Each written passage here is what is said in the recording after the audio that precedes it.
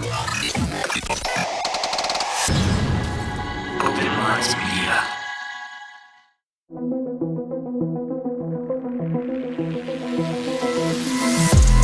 reality we live in can be a very strange place. Most of the time, fact being stranger than fiction. How will we ever start to understand this reality we live in unless we question everything? Join me and a guest as we unravel the mysteries of this reality, one topic at a time. This is Inquiries of Our Reality with Shayn Jones.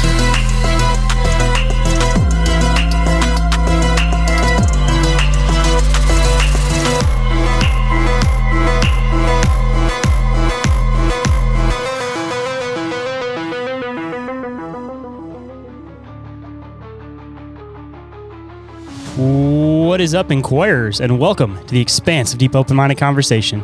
I'm the one they call Shane, and today for you guys, I have an all-out fascinating Sasquatch conversation diving into experiences, some possible origins, and all around just different theories and philosophy. Every once in a while, I feel like we're due for an all-out Sasquatch episode, so that's, of course, what you guys are going to receive today. But before we get into this awesome conversation, just a couple of quick news and updates.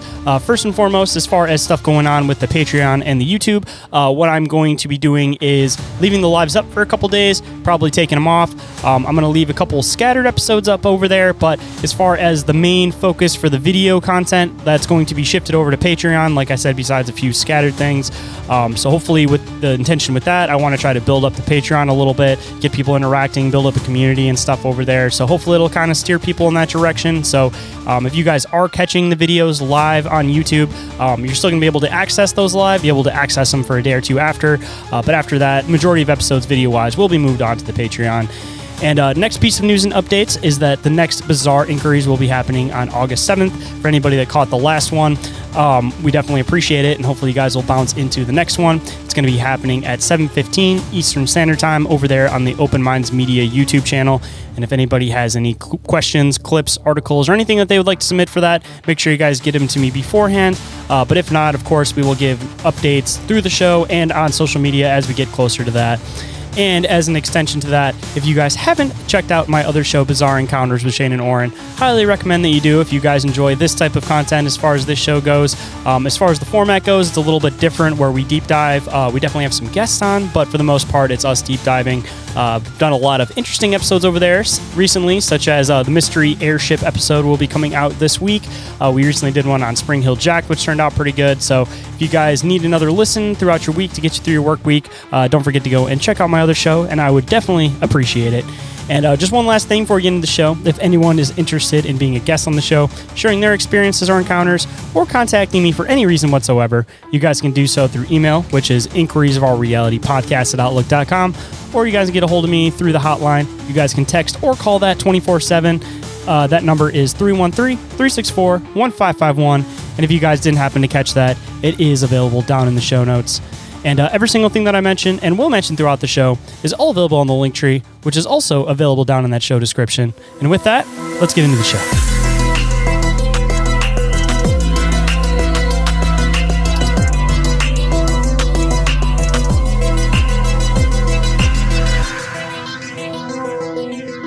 Please welcome to the show, Sasquatch researcher Trey Howell from SquatchMeNow. How's it going today, man? Good, man. Thanks for letting me come chat, Shane. I appreciate it. Absolutely, man. Absolute pleasure to have you on the show. And after checking out your Instagram page, you got a lot of interesting stuff going on. But I guess for anybody that may not be familiar with who you are, what you do, and what SquatchMeNow is exactly, I want you to let them know a little bit about yourself and a little bit about what you do. All right. Well, as you said, my name's Trey, and I've been, I was a little kid that really liked dinosaurs and that whole, that's a whole other rabbit hole at this point in my life. But, I was really into that and always wanted to get like the real books on paleontology and anthropology, and I like the kids stuff. I need the real info. So I've been researching, if we want to talk about hominids, if that's what we're talking about with Bigfoot, at least one idea. Since I was a little kid, something that really interests me most of my life was just sort of ancient history, for sure. whether it's more of a biological or a human civilization thing, a little bit of both. And then when I was like 9, I was about 9. I know I was pushing 9 at least, because my sister was about to be born but wasn't born yet, and I had a UFO encounter sighting. I don't know if you call it encounter, but I definitely had a pretty close range sighting where I was living in South Carolina. I'll try to make the story as quick as possible, but oh, don't leave out the gory details. I love hearing about the UFO stuff too. We ain't specifically right. Sasquatch over here, so Sure, yeah. Well, this was a sort of canon event that catalyzed my interest in things outside of the normal matrix instruction. So basically a bright light came in my room. I lived on a dead end road and we didn't get a lot of traffic. So it was very weird that, what I thought were bright car lights were shining in my window. We also lived on a hill, and there was nothing from the house other than just trees. So there's really where is this light coming from? And so I crawled into my bed, look out the window, look across the street, look down the street. I don't see anything. There's nothing.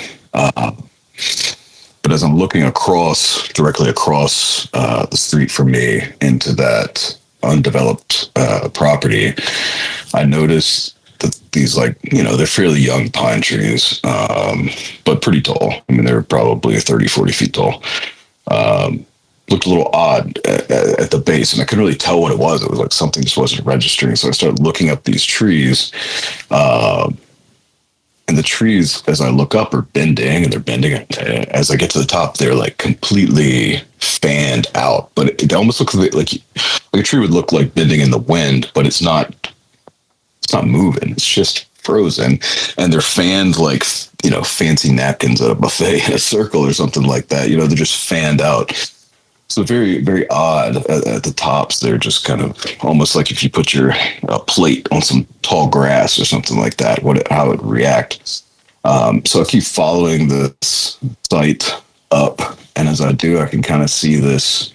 I guess what was hard to really understand was there was a dark circular craft sort of reflecting the night sky around it from whatever it was on. It was a disc, classic disc.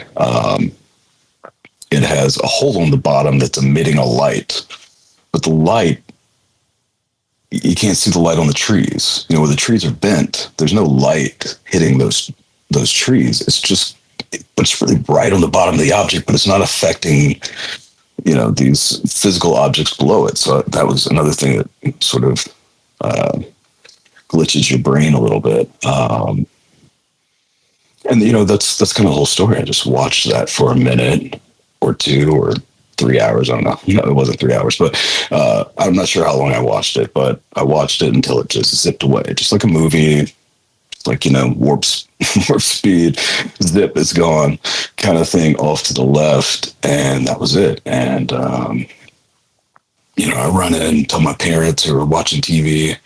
I don't remember what they were watching, but they were watching something, and they were in a room where there was a wall blocking the front of the house, so they wouldn't have seen any of that bright light coming in. I said, "Hey, this is what I saw," and they're like, "Go to bed." So that was pretty much it. They would just go back to bed.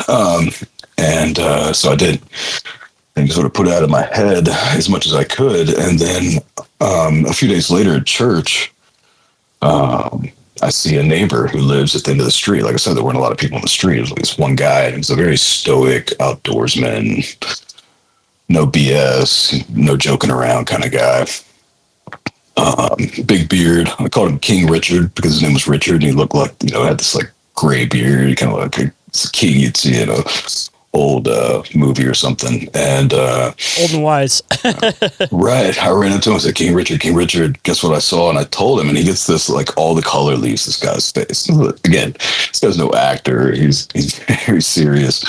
And he goes, this whole area is surrounded by lakes. And he goes, I was out on this lake night fishing at like 3 a.m. and I saw the same thing. And my parents also like looked completely freaked out. I don't know if it was because I was talking about the stuff at church, or they were just mortified that I was saying it to the neighbor, or then shocked that he actually agreed, because, this isn't a guy that, he's messing with him, kind of thing.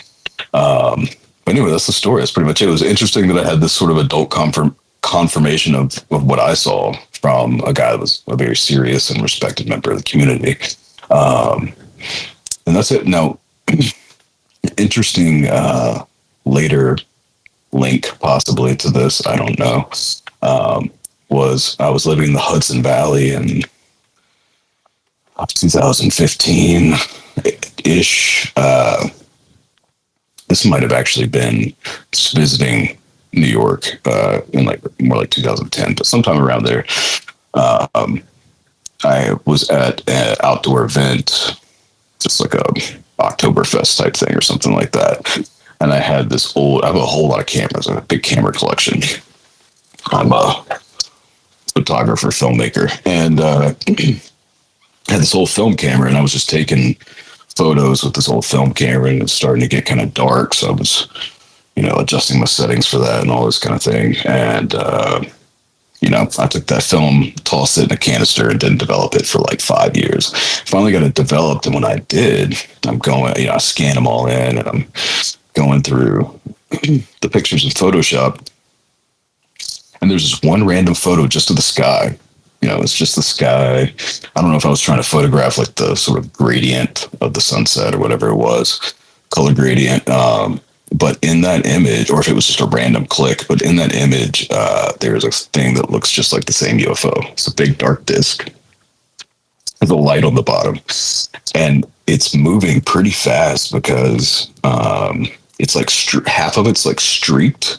But if you understand photography, like it would have to like take off so fast for only half the object to be in focus and the other half to be streaked.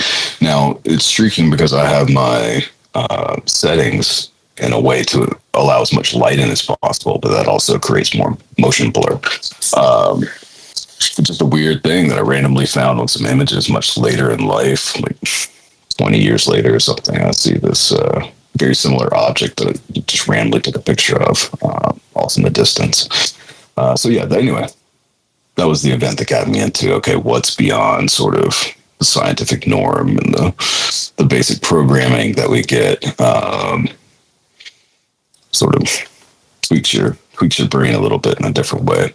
That was it. Actually, the whole Bigfoot thing in some ways started with that. And then, I've worked in the film industry for like 20 years, film and marketing type world, content creation, that sort of stuff. But I've done it mostly for other people. SquatchMeNow as a sort of platform was like, okay, here's a subject I'm really interested in. And I have these clients that I do social media management for and that kind of thing. And how can I just take a subject, like a niche subject that like, yeah, there's an audience for it, but especially when I started the page, not necessarily like a huge people super interested in it. And how can I just sort of take this sort of niche information that I'm interested in and I'll be passionate about sort of posting on and that kind of thing, and try to use that as sort of the constant, and then experiment with different social media techniques, because as you know, it's constantly changing. And I can use it to experiment for my clients with things before actually having to take those risks on their own pages.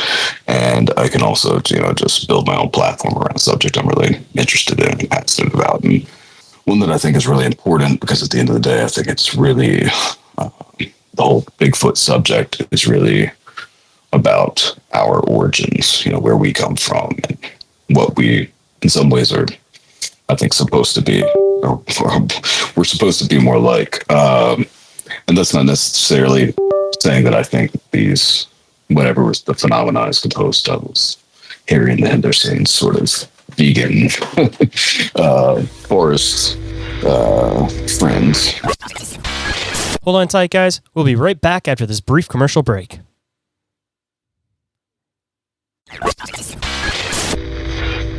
And now back to the show.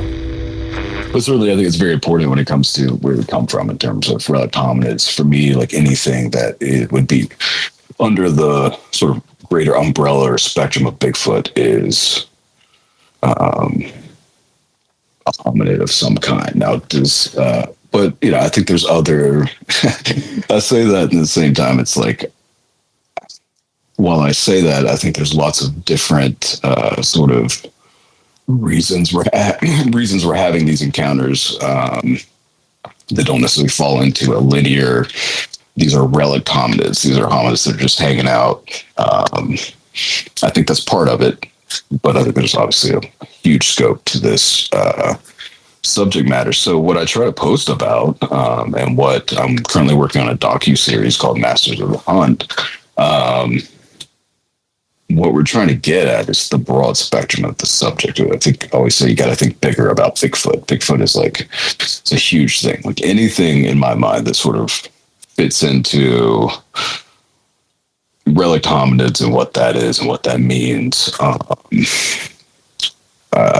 and where we come from and how that relates to us. It's all intertwined, and it's a very big subject. And I think, yes, a lot of it, there was a time in history that, from what the fossil record seems to show, where there was a lot of types of humans. Now we again get into the validity of the fossil record, but what we do know about it, taking it at face value, is that fossilization is an extremely rare event. And so the fact that we have 20 plus variations of, humans that developed at different times, but also lived at the same time with each other, I think it really was, we're missing, a lot of people talk about this Graham Hancock, and even if you go to Tolkien's work, we're missing this time in history where there was a lot more going on than just what we understand as human beings today. There were lots of other types of humans and types of creatures that we were dealing with. So for me, Bigfoot's like a really important subject. I think we see how media, I think we can see, especially in the last, say, 5-10 years, how important media is in shaping the collective consciousness's concept of what reality is. And so for me, part of my mission is pulling on that Bigfoot thread. It's sort of a fun thing. It's sort of a spoonful of sugar makes the medicine go down. A lot of people just think Bigfoot's this fun, silly type archetypal character that sells beef jerky. But if you can pull them in with a little bit of sugar and then have them really start to dig, they're going to realize a lot of stuff, not just about Bigfoot and anthropological history and history of our civilization, but just a lot about who we are and sort of what we've lost as human beings. So that's sort of my mission in whatever way I'm approaching life in general. I research a variety of sort of esoteric topics, but Bigfoot for me was a very sort of base level, boots on the ground, if you will, kind of really based in a lot of down to earth evidence, in my opinion. And so that's why I started there. Now, it's funny to me that since then, basically the U.S. government's come out and said that UFOs are real. That made people believe it less, though, ironically. Ironically. And I understand that as well. Yeah, we definitely get that. But it's just funny that they've come out and said that that's real. And then, but, no disclosure on Bigfoot, which to me just seems like a much more realistic, even though I've seen a UFO, a much more based in, grounded in reality type subject, because we have so much fossil evidence for similar type creatures. One of my pet peeves is Gigantopithecus, because to me, that's almost a psyop. Like, there's no real, I got out of Bigfoot research for a few years because I was just fed up with hearing about Gigantopithecus. And I liked the idea, I went and saw this great model of it at a museum in New York many years ago, and Lauren Coleman actually posted my little write-up and my photos on Cryptomundo. I don't know if you remember that website, but Cryptomundo was this sort of like, back in the day, it was like the big one, the big cryptid site. But it just, I don't know why so many people latch on to that so hard, except for what we were just talking about in terms of how media shapes our reality or our understanding of reality and what we believe about these subjects. And Gigantopithecus was one of those things that just, they keep repeating and they keep repeating. And I don't know if it's lazy producing. It's just, oh, this is what everybody else is saying, so we're just going to throw this in the script. Or if, people are really that hardcore believing that that's sort of our origin element for this whole Bigfoot phenomenon. But I think it's much bigger than that. Like I said, there's a ton of fossil evidence, and if we have that much smoke, there's a ton of fire. So there was a time where it was a Planet of the Apes, if you will, type situation. There was a lot of different things running around and that we were dealing with. And I think a lot of that is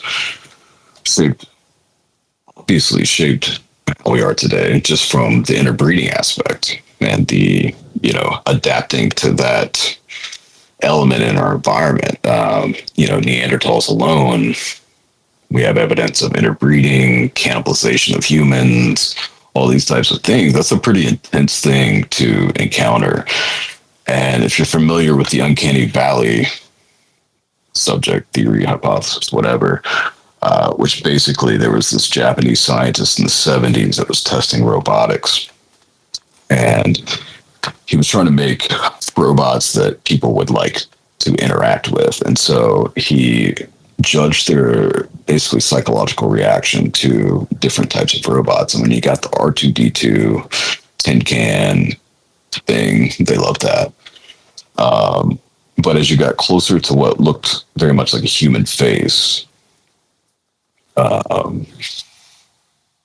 people got freaked out. There was this sort of dip or valley in the graph of how they were reacting positively or negatively to this human face that looked human but wasn't, or this robot's face that looked human but wasn't. So that's the basic concept of what the uncanny valley is. And to me, I think the uncanny valley actually exists, in I think where it would have occurred first would be in the Nicaean Plain, which is in the Zagros Mountains of Turkey and Iran.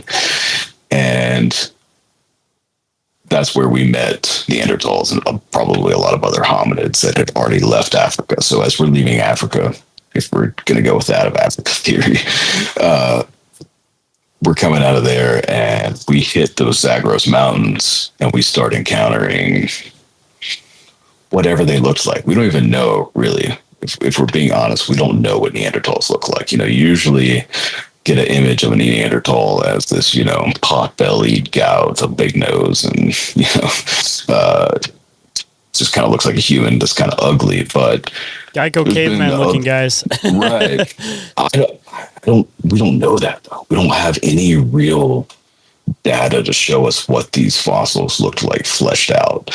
And there's actually an Australian filmmaker that had a guy, or author that wrote a book called Them and Us. And he hypothesized and had some forensic artists do some interesting mock-ups of what he thought they might look like. Say if they had hair. What's funny is I asked this guy to come and be on my documentary, and he won't because it's about Bigfoot. But he has this whole other theory about Neanderthal, which makes them look, or hypothesize that they looked a lot more like a Bigfoot. Basically, just in theory, it could be hairier, maybe have a slightly different nose. We know that they have much larger eyes. I mean, the way that they reconstruct these things for books and museums and all that kind of stuff makes no sense. The morphology of the skull does not make sense for how it's presented. The eyes were much larger. They were higher on the head. There's just a lot of different. And we know they were much more muscular, like extremely densely muscled. You guys, if you've ever seen like a chimpanzee that's losing its hair, and you see all that dense muscle underneath the hair of a chimpanzee. I mean, they're crazy muscled, and I think that's really, we were dealing with a lot of human-like beings that were just naturally that way. They were on steroids. They weren't having to go to the gym. They just like, that's how they existed genetically. But granted, they're living in these environments.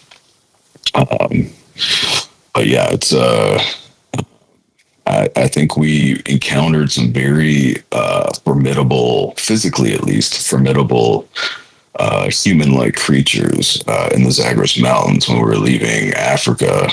And if you look at, like, so you sent a few tribes of humans into the Zagros Mountains, and they encountered some really scary stuff, and then they turn around and say, you know what, guys, I think this is probably where we need to stop. You find civilization. You find where civilization started to pop up. You find Samaria. You find Babylon. That's where we started. Right at the edge of the Zagros is where we decided to say, you know what? We need to build some big walls, some big buildings. We need to maybe start growing some food within these walls. So my theory, to a certain extent, about civilization is actually that it came to, for a lot of reasons. I think it's typically hypothesized, we started agriculture and then civilization popped up around agriculture. I really think that it was more like, we need to protect ourselves from what's in the Zagros Mountains, and we're going to build some big walls and some cities right here by these rivers at the base of these mountains, and just throw food here and sort of build like a wall of civilization against these, what to us would have been apex predators, until we started really figuring some stuff out. You're talking about a hunter-gatherer that's a lot more badass than you are as a regular human being. So, and we're clearly, based on anthropological evidence, we're a threat to us. I don't think that the interbreeding that was occurring was the Geico caveman rolling up to a human girl's cave with some flowers and said, "Hey, darling, let's go out on a date." I think that was probably a lot more unfortunate for those people that experienced that. And then a more recent discovery. It's only really, it's been around for a while now, but only recently hitting the mainstream a little bit more, is the Denisovans. Have you heard of the Denisovans? Yeah, a little bit, but for the listeners that aren't familiar, I might as well fill them in a little bit. So the Denisovans were a hybrid race that we've discovered of humans, Neanderthals, and some other unknown contributor to the DNA. They were found in Denisova Cave, and that's the name. And we found, much like most of these hominids, we found very little of them, used mostly teeth, jawbone fragments, that kind of stuff. We know very little about the Denisovans at this point, but we have found a few things that are interesting. One was a molar tooth. I think they've actually found 2 or 3 of those now, but the first one they thought was from a cave bear. That's how big the tooth was. They thought this tooth was from a cave bear. So a cave bear standing would reach somewhere around 14 feet tall. So this is a little bit of a conundrum that nobody really talks about from an anthropological perspective, but do you have a mouthful of teeth the size of a cave bear tooth on a normal sized human, Neanderthal, hominid type creature? Does it have a giant head? Does it just have giant jaws on the normal body, or was it proportional? Was it the scale of the rest? Was this tooth any indicator of the scale of the rest of the individual? So, and since then they found, like I said, 2 or 3 more of comparable size.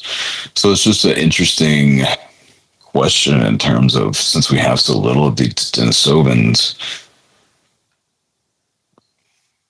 what are we talking about here? What are we dealing with? What is this?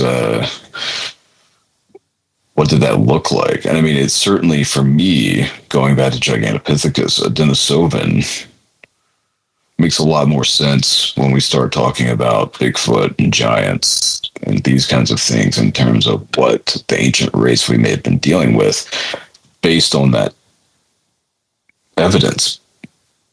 But it's not something a lot of people are talking about. And, I don't know if I'm the only one, but especially in the last couple of days and for the last 5 years or so, I'm really starting to completely lose any faith in the mainstream narrative. So if they're not talking about something that doesn't make sense, I feel like there's probably something we're not being told on purpose.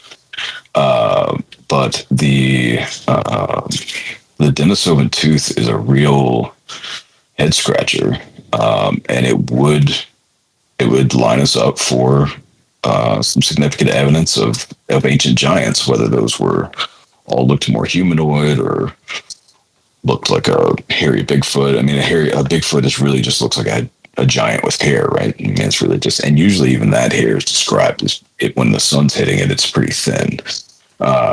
So, and again, I think you could have Bigfoot from a variety of origins and sort of hybridizations and environmental adaptations that would make, for a lot of different types that we see and that are reported around the world.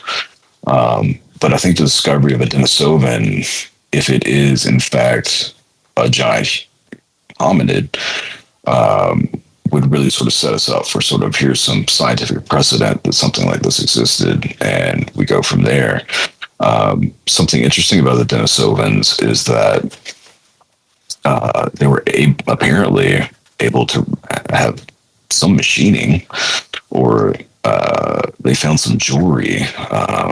They believe it was a bracelet that had very accurate drilling holes in the bracelet. It was like jade or something in that nature. So it was just interesting. They found, they had very little fossils, but they did find this jewelry. We're learning now that Neanderthals had more, they wore jewelry, they, had more tools, they had more technology than we realized. So that's pretty wild, but they hypothesized based on their programming as to what they were looking at, that this was a bracelet. But if the tooth is that big and you had a comparable scaled hominid to the size of the tooth, could it have been a ring as opposed to a bracelet? Perhaps, I don't know. Maybe that bracelet was actually a ring for a much larger creature. Hold on tight, guys. We'll be right back after this brief commercial break. But in the meantime, don't forget to follow Inquiries of Our Reality on Instagram and Facebook for show updates and the weekly live schedules.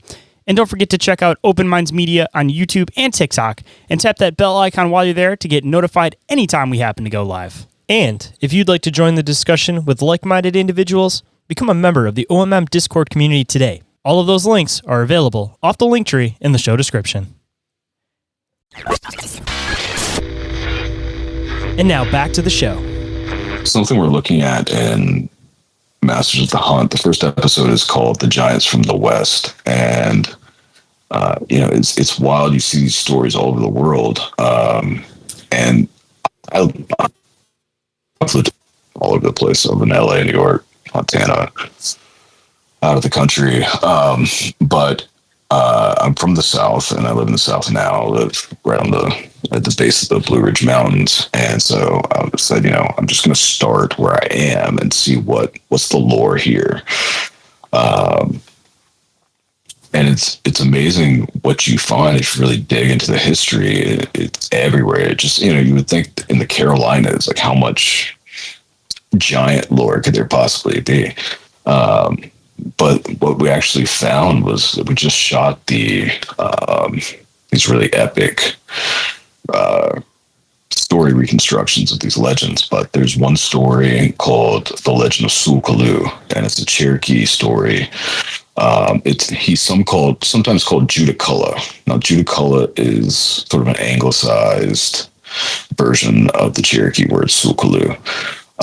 And there's Judicolor Rock. He was known as the Cherokee Devils. There's lots of stuff around here called Devil this and Devil that, Devil's Courthouse, Devil's Head. But he was this giant who was supposed to be this amazing hunter. And he married a Cherokee girl. He came and he was a good provider. He could bring firewood. He could bring whole white-tailed deer. And that's what she was looking for. She was looking for a good hunter. And this tribe of giants were known as the masters of the hunt or the lords of the game. So the show is called Masters. And Sulkaloo had lots of interesting sort of powers. He controlled the animals. It wasn't just like he was a good hunter, but he could actually, like, some variations of the story say that animals would just like sort of walk in circles outside his cave, and he would just walk out and like pop one and snap his neck and take it back in the cave and eat it or whatever. And there's some inner earth elements around this story, which are really cool. But what I found really compelling is, all right, we're definitely doing that one. That's a super cool story. We're gonna chase that lead.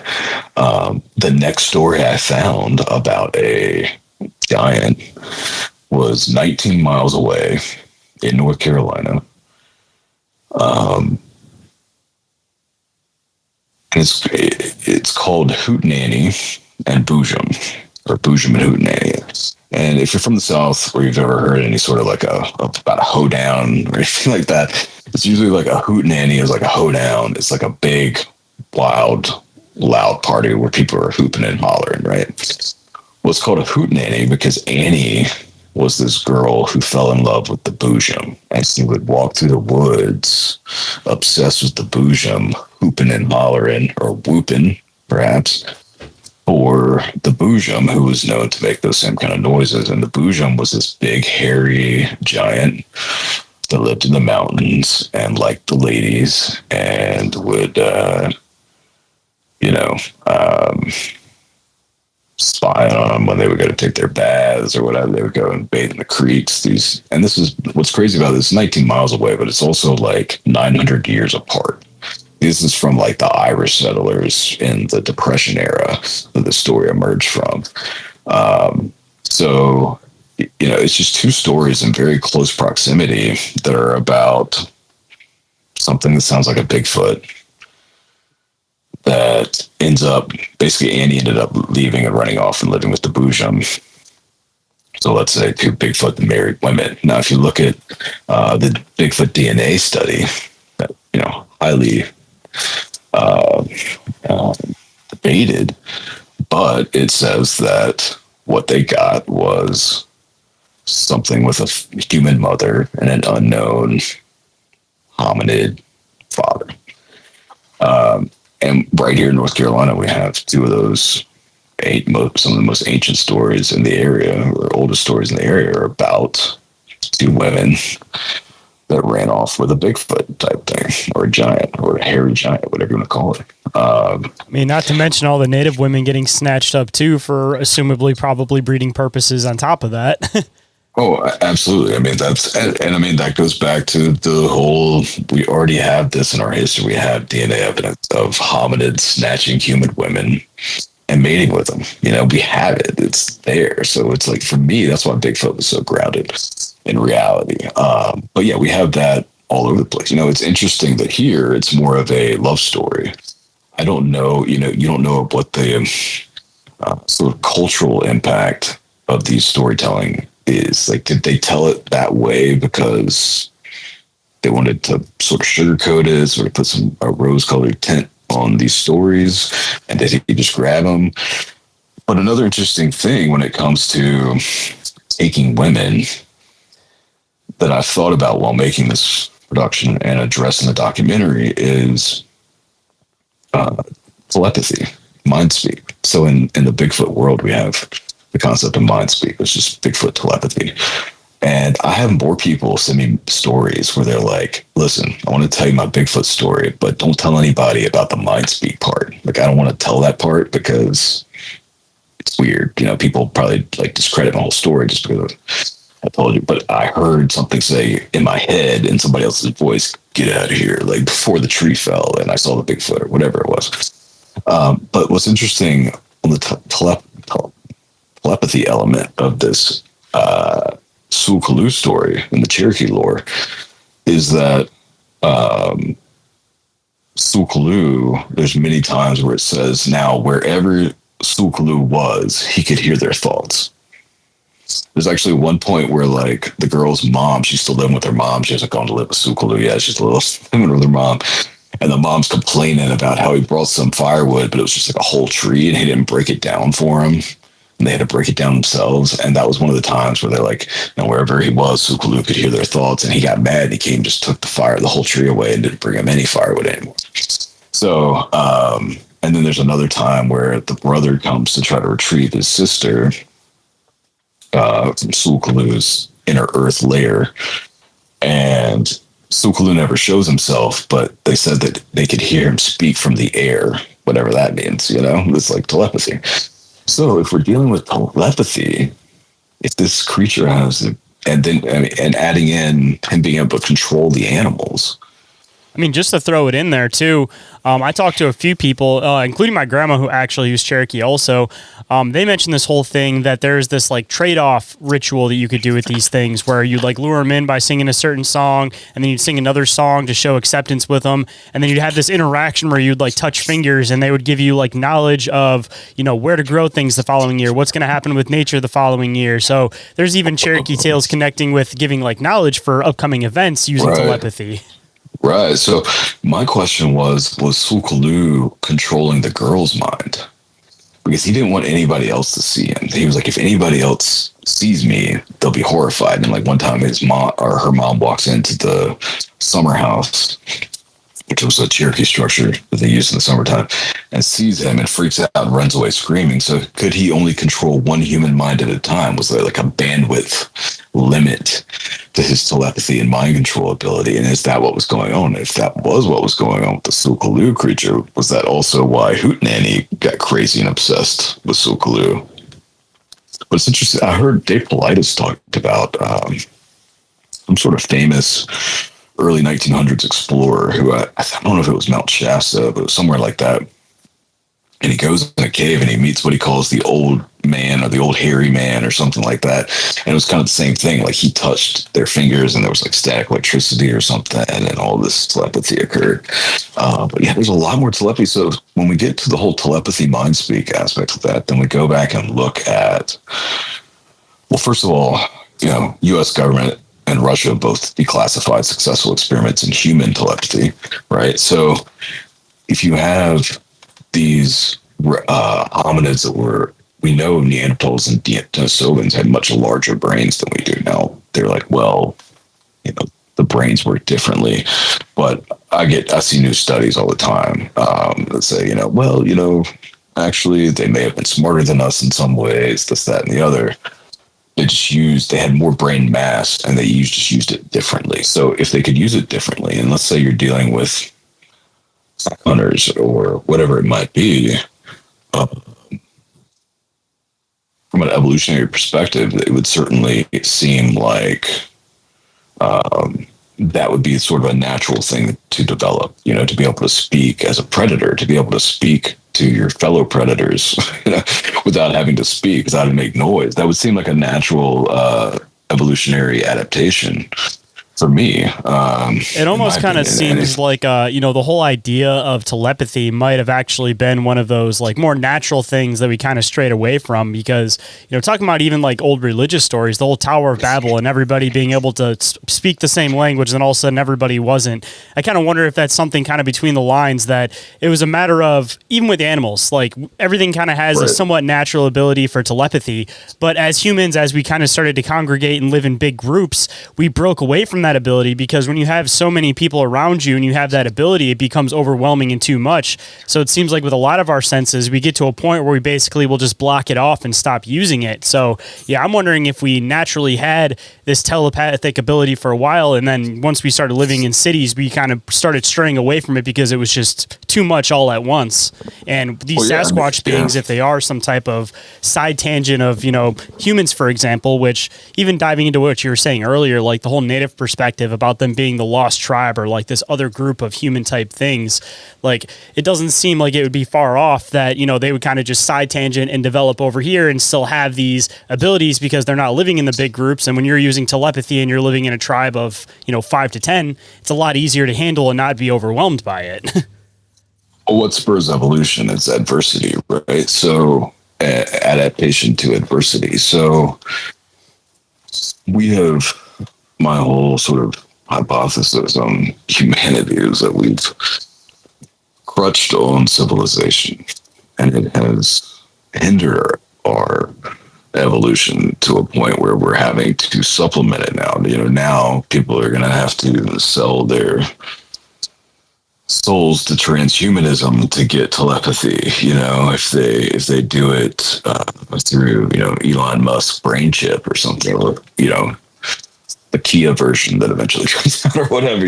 Like the Kia soul brain chip. I'm always saying on the show, there's a natural way and a tech way to get to whatever the phenomenon is. And it seems like as humans, we're developing that we're always going to use this tech way, and we're just going to break away from our natural abilities to do some of these same things. And not to get too far off, but like, astral projection, for example, telepathy, any of these abilities, it could be something that you could develop completely naturally, but we're, just because of how we've developed as a society, we're going to take that tech path instead of just learning how to naturally do it again. Yeah, I mean, it's harder to do it naturally because it requires, what I say, evolution is spurned by adaptation to adversity. Nobody wants to face the catalyst that it requires for these evolutionary jumps. So, yeah, I mean, I think we're likely that, like I said, in my opinion, or my hypothesis is that we sort of created civilization and technology out of avoiding these other apex predators that we had to deal with, that we met along the way that were human-like, but not quite human. And in the process of trying to defend from that, we developed the civilization and technology and shit food and this, that, and the other. And eventually, that's going to either the next apex predator we're going to have to face is either AI, that is the spawn of this technology and civilization that we created. We dodged one apex predator just to create our own, sort of destruction. And it may not even be like that. It may just be like in the way of we just blend eventually straight into machines through transhumanism or whatever it is. I also think that there is hopefully the possibility that these are two different paths that humanity takes. Maybe some humans decide to take the natural route and some go full transhuman or whatever, however that pans out. But it's certainly an interesting time. And I think that's, again, it's why with the Bigfoot subject or any sort of esoteric, mysterious, paranormal, conspiracy, whatever you want to call it, if we can just get people asking the right questions and let them take their own path with this, I think that's really the mission. That's what is great about people like you that do the podcast. It's just putting these sort of ideas out there to make people think a little bit more, because we're all just sort of, now everybody's getting plugged into ChatGPT, which can be a great tool. Nobody writes anymore. Nobody really thinks for themselves anymore. Nobody, all the information is just out there, but also all that information is controlled. It's all really controlled one way or another by the programmer. So, getting people to think critically for themselves about their reality. I don't know how many times I have conversations with people and they're like, "Oh, I never really thought about that." I'm like, how do you not think about anything? How do you not think about these very important questions about why you're even here, what we're doing here, what's going on around us, what's happening, I mean, that's like the fundamentals to really getting to any answer to begin with, because, talking about abilities that we seem to be losing, it seems like memory tends to be one of those things that as we have every bit of information at our fingertips, it's not as crucial that we remember any particular piece of information because we can re-look it up again. Right. So as we're kind of developing away from our ability to retain all of this memory, at least have yourself the framework to be able to get to logical answers for things. You may not know the answer to everything, but if you at least set yourself up with that framework to be able to figure it out to get to that logical answer, then you won't have to rely on, the smart device in your pocket to answer every single question you possibly have, because, they're already starting to do research and experiments on that and are noticing that people are becoming so dependent to it that they literally can't look up information properly anymore. Like, it's funny, just in my generation, it was like people looking stuff up in books to people knowing how to Google to now people knowing how to prompt and ask things to AI. And it's funny because it's like the people that can prompt and ask AI now don't know how to Google search, and they don't know how to do things on books. And it's just, it's so funny how it's like the process of information is just continuously changing. Well, I mean, I feel like we're in, what should be the golden age of intelligence with all the information out there, but everybody seems really dumb, and I think that's just how the crutch of civilization works. It's never going to make us better the more we crutch on it, at least not in a way. It's like a lot of medications don't cure anything, we're getting to the big pharma end of the spectrum, but the more you rely on something else, the more of yourself you give up to use that item. You never deal with it. You can't, if you're overweight, you can't. Taking Ozempic is never going to give you the same benefits as going to the dang gym and eating right. Just go it, or just getting some exercise and eating right. You're not going to be able to. Not going to give you that same feeling of accomplishment either, because I mean, if you take the shortcut, you don't get that same satisfaction. You may feel good about yourself visually, for example, but you just don't get that same gratification. I mean, same with using AI for stuff. You can write a book, you can write a script for a podcast, or you can ask AI to create it for you. You're still getting there, but you don't get the same sense of gratification or satisfaction from it. Inquiries of Our Reality will be right back after this brief commercial break, so stay tuned. And now back to the show. I mean, from a video editing perspective, when I started in this, technology's changed a million times. I mean, I say all the time, like, if I wanted to get an aerial footage when I started, I had to get in a helicopter to go with a film camera, But, now I can throw a drone out my sunroof. But technology's gotten super crazy, but I still can't bring myself as an editor to just throw my stuff and let AI edit it. You could. There's a lot of AI editors now, and I know people use that. I'm with you. I do the same thing for my podcast. I know people do it for audio where you can just have AI edit it, but I'd rather just do it myself. I have a really hard time because I feel like there's so much magic in the editing process and so much, the more skilled and the more time you spend editing, the more you're creating a sort of for yourself as an artist or craftsman or whatever you want to call it. And so it's really hard for me to let go that sort of human element. Everybody's getting rid. There's no human element left to this, and AI is not even that smart yet. So it doesn't even, a lot of videos you can tell they're just AI edited. They don't even look that great. But that's the whole problem with, and I love social media. It's such a powerful tool when it's not getting censored. But I mean, it's getting diluted with all that stuff too, because then you got people out here like yourself, me, for example, with my podcast, that are people that are actually making that extra time and effort to make sure every single piece of their craft is precise. And then you got other people that, they just record something real quick, throw it through an AI thing and just throw it up. And it's like, they're not putting nearly as much time or effort into it, but now the market's so diluted because everybody can do it. So now it's like, you're not getting as much recognition for your work or your ability to do the thing because nobody even knows. They think the standard is now the AI, whatever the sort of standard AI templates and all that kind of stuff was.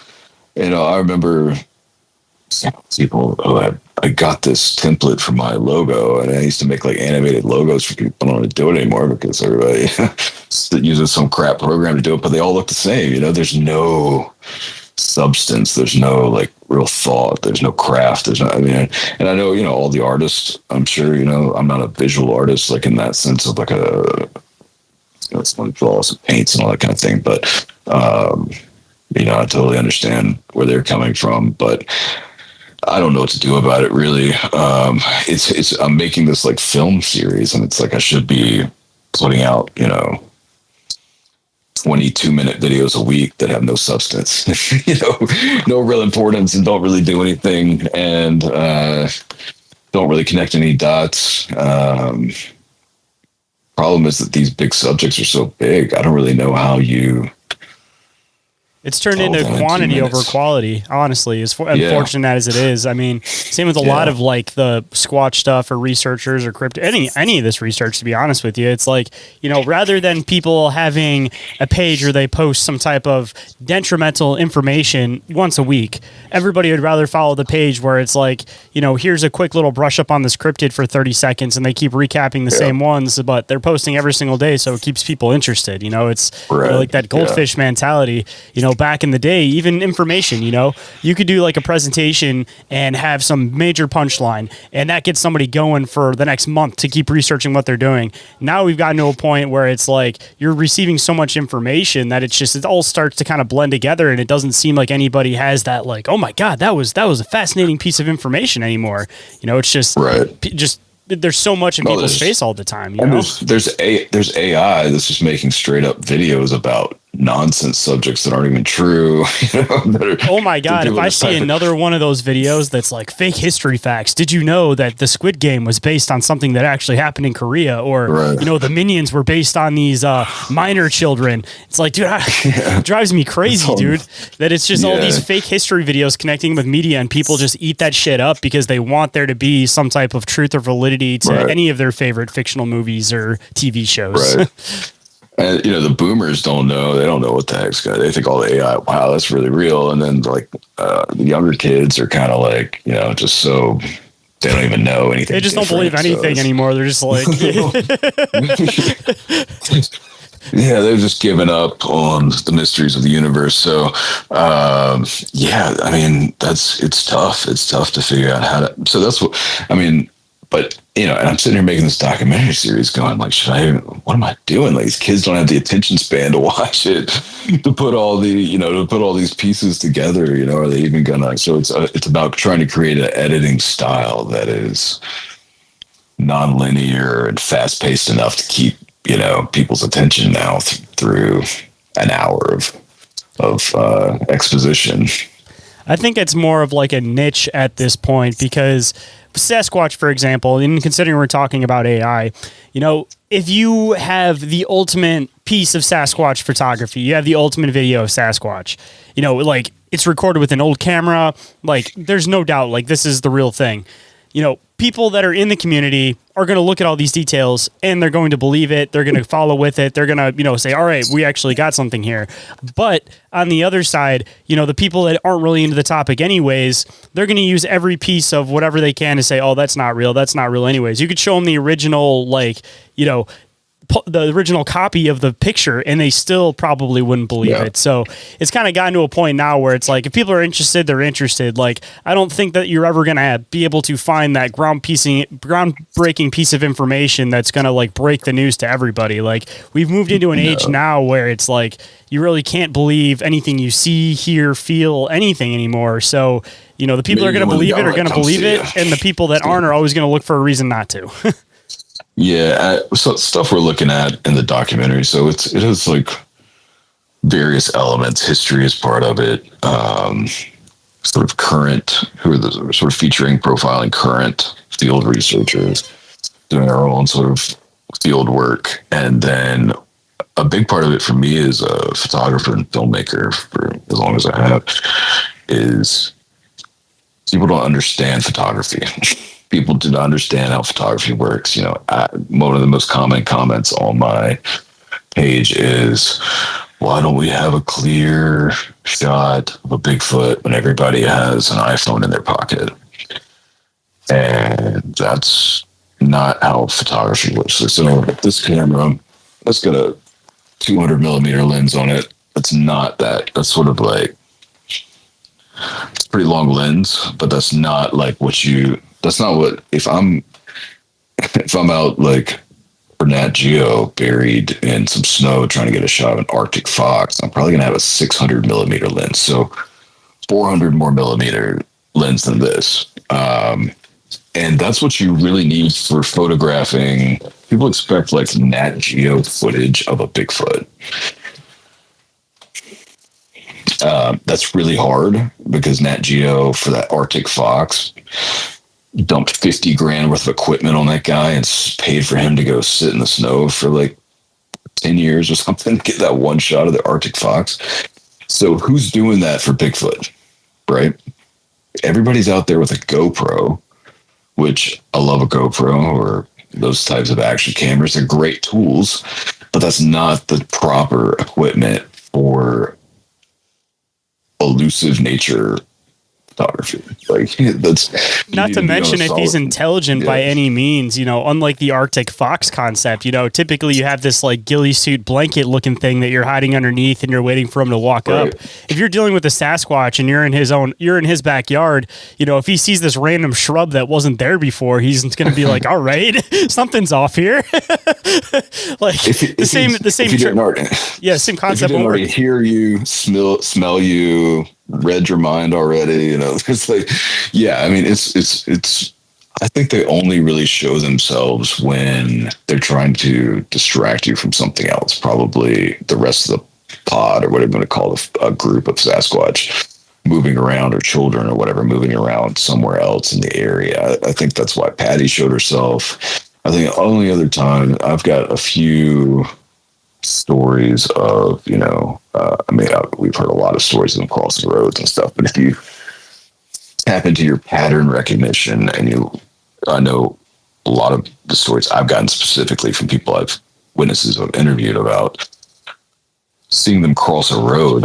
In most cases, it's in the mountains.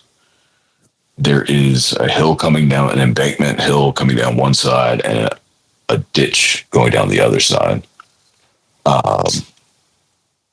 And a lot of times a deer crosses first, and then here comes the Bigfoot. I think I think it's hunting. I think that when they cross the road, a lot of times they're chasing something. At least in those kind of situations, especially when they're coming down a hill, crossing the road, and jumping back like over the railing down into a ravine. I think a lot of times they're hunting and they were in the zone and didn't see it coming, or they're deliberately putting themselves out there to distract you from something else that's going on. Another thought I have, though, and this is going back to what, I think there's a lot of different aspects of what the phenomenon is, but also why we're seeing, the aspect of the phenomenon being why we're seeing these things sometimes. And for me, if looking at sort of the Earth energy lines or ley line situation, I think there may be cases when I look at ley line maps, I'll see a lot of witness reports around intersections of ley lines. So let's just say in those places, the veil's thin. And since time doesn't exist, according to quantum physics, it's all happening at once. That perhaps there's just those energetic distortions, those electromagnetic distortions around those areas, thin the veil where that hominid may not be a relic. It may be, you may just be seeing through time and seeing a little window through time. And that's when you're seeing this thing that may have lived at another time or another dimension, or it's a lot going on. It's a big thing. Once you really get deep into the quantum physics and what that's telling us about reality, pretty much all the rules are out the window. It's really hard for the nuts and bolts, military investigators, law enforcement type guys who are very Flesh and blood. Flesh and blood to wrap their, and it's not that it's not flesh and blood. It's just like it is flesh and blood, but we're all also energetic beings, manifested, slowed light, manifesting in a physical 3D reality at this moment in time. And then that's also happening in multiple parallel universes and times. So it's not quite as simple as just like, oh, it's a flesh and blood thing. Yeah, in some cases, yes, it's just a flesh and blood thing. But it's a flesh and blood thing that exists right here. And then, of course, we have, talking about the rarity of fossilization, we also have the light spectrum and how little of that we can actually see. We only see like 0.0034% of the total light spectrum. So what's going on in all the rest of that? And, when we get into Bigfoot cloaking type stuff, are they... a lot of times it's always going to be they're interdimensional. Well, I think we're all interdimensional, but are they also just kind of moving at it? Are they able to move out of this light spectrum in some way? We're talking about a hairy Bigfoot.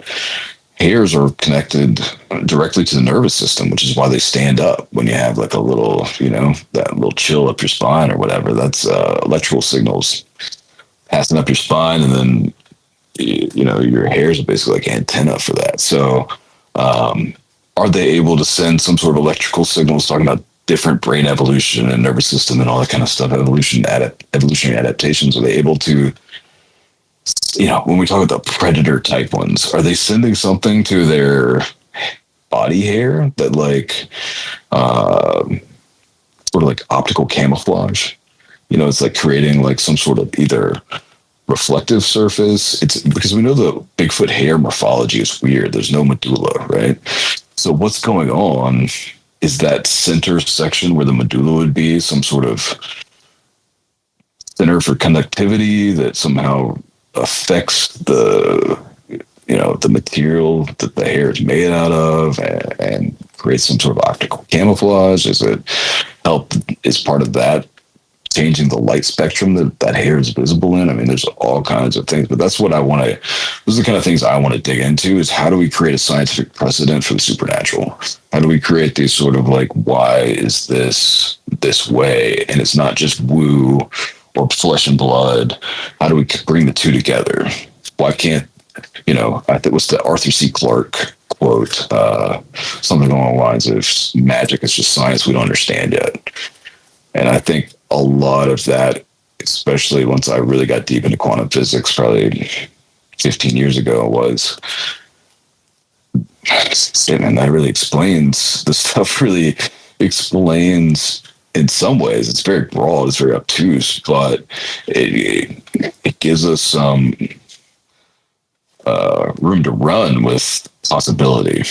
And I think that's what's really important, not just dividing ourselves between flesh and blood or woo, or is it a monkey or is it a human or is it this or is it that? It's all of it. I mean, it literally is all of it. It's even if you're just talking about flesh and blood, we get in the argument of, identifying or invalidating Bigfoot tracks based on, a mid-tarsal break. Well, that mid-tarsal break, all that nonsense, not there's nonsense, but all of that, like, this is the defining feature of a Bigfoot foot, comes from the Pacific Northwest, where these things are climbing hills. But you find the swamp ape, the skunk ape in Florida has a very different foot. And similarly in Arkansas and Louisiana, we see much different tracks. And people are like, well, that's not what a Bigfoot track is. I don't see it only has 3 or 4 toes or whatever. Looks a little webbed here. That makes sense for environmental adaptation for that area, right? Just like the mid-tarsal break makes sense for environmental adaptation in the Pacific Northwest, but people will argue over foot morphology. It's all of it.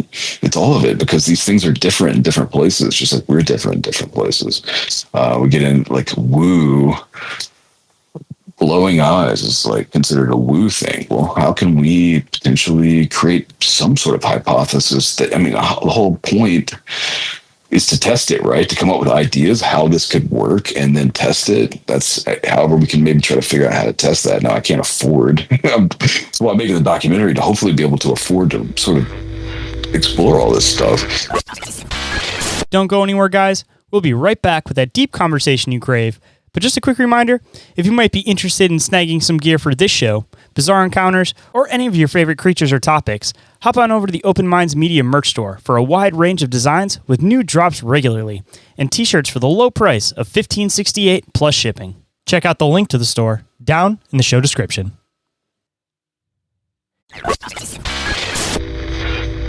And now let's get back into it.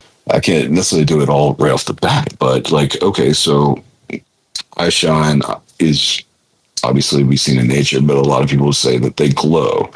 Okay, well, what would create a glowing eye in a creature? Well, we've looked at the cavern map and the Bigfoot. Have you seen the overlays of the cavern map with the Bigfoot sighting map? It's almost like a perfect overlay, right? So in theory, and we know there's a ton of like subterranean open space that we have no concept of. So say they're living in a subterranean environment. A lot of them are down there. And there's a lot of ancient history and folklore about giants living under the earth. Could it be that we found bioluminescent bacteria in caves? Could it be, we know we have bacteria in our eyes, right? You ever like eyes got in a certain way, diluted, they put something in your eyes or whatever, and you can see the little like buggies in there. We all know that we have a symbiotic relationship with certain like bacteria and microorganisms that live in our eyes. Could these things living in a subterranean environment have encountered some sort of bioluminescent bacteria that now lives in their eyes, and when they go out of the caves or when they're in the dark, that it's glowing, and that's what creates eye shine? Is it? I don't know, but I think these are fun ideas, and I think we should be thinking more about this instead of just shutting it down.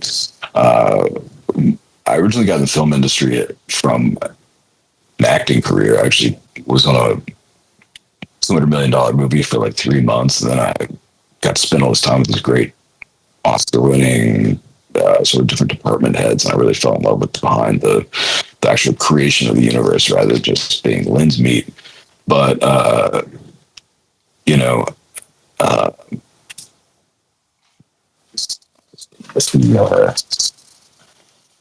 see, we have to be asking,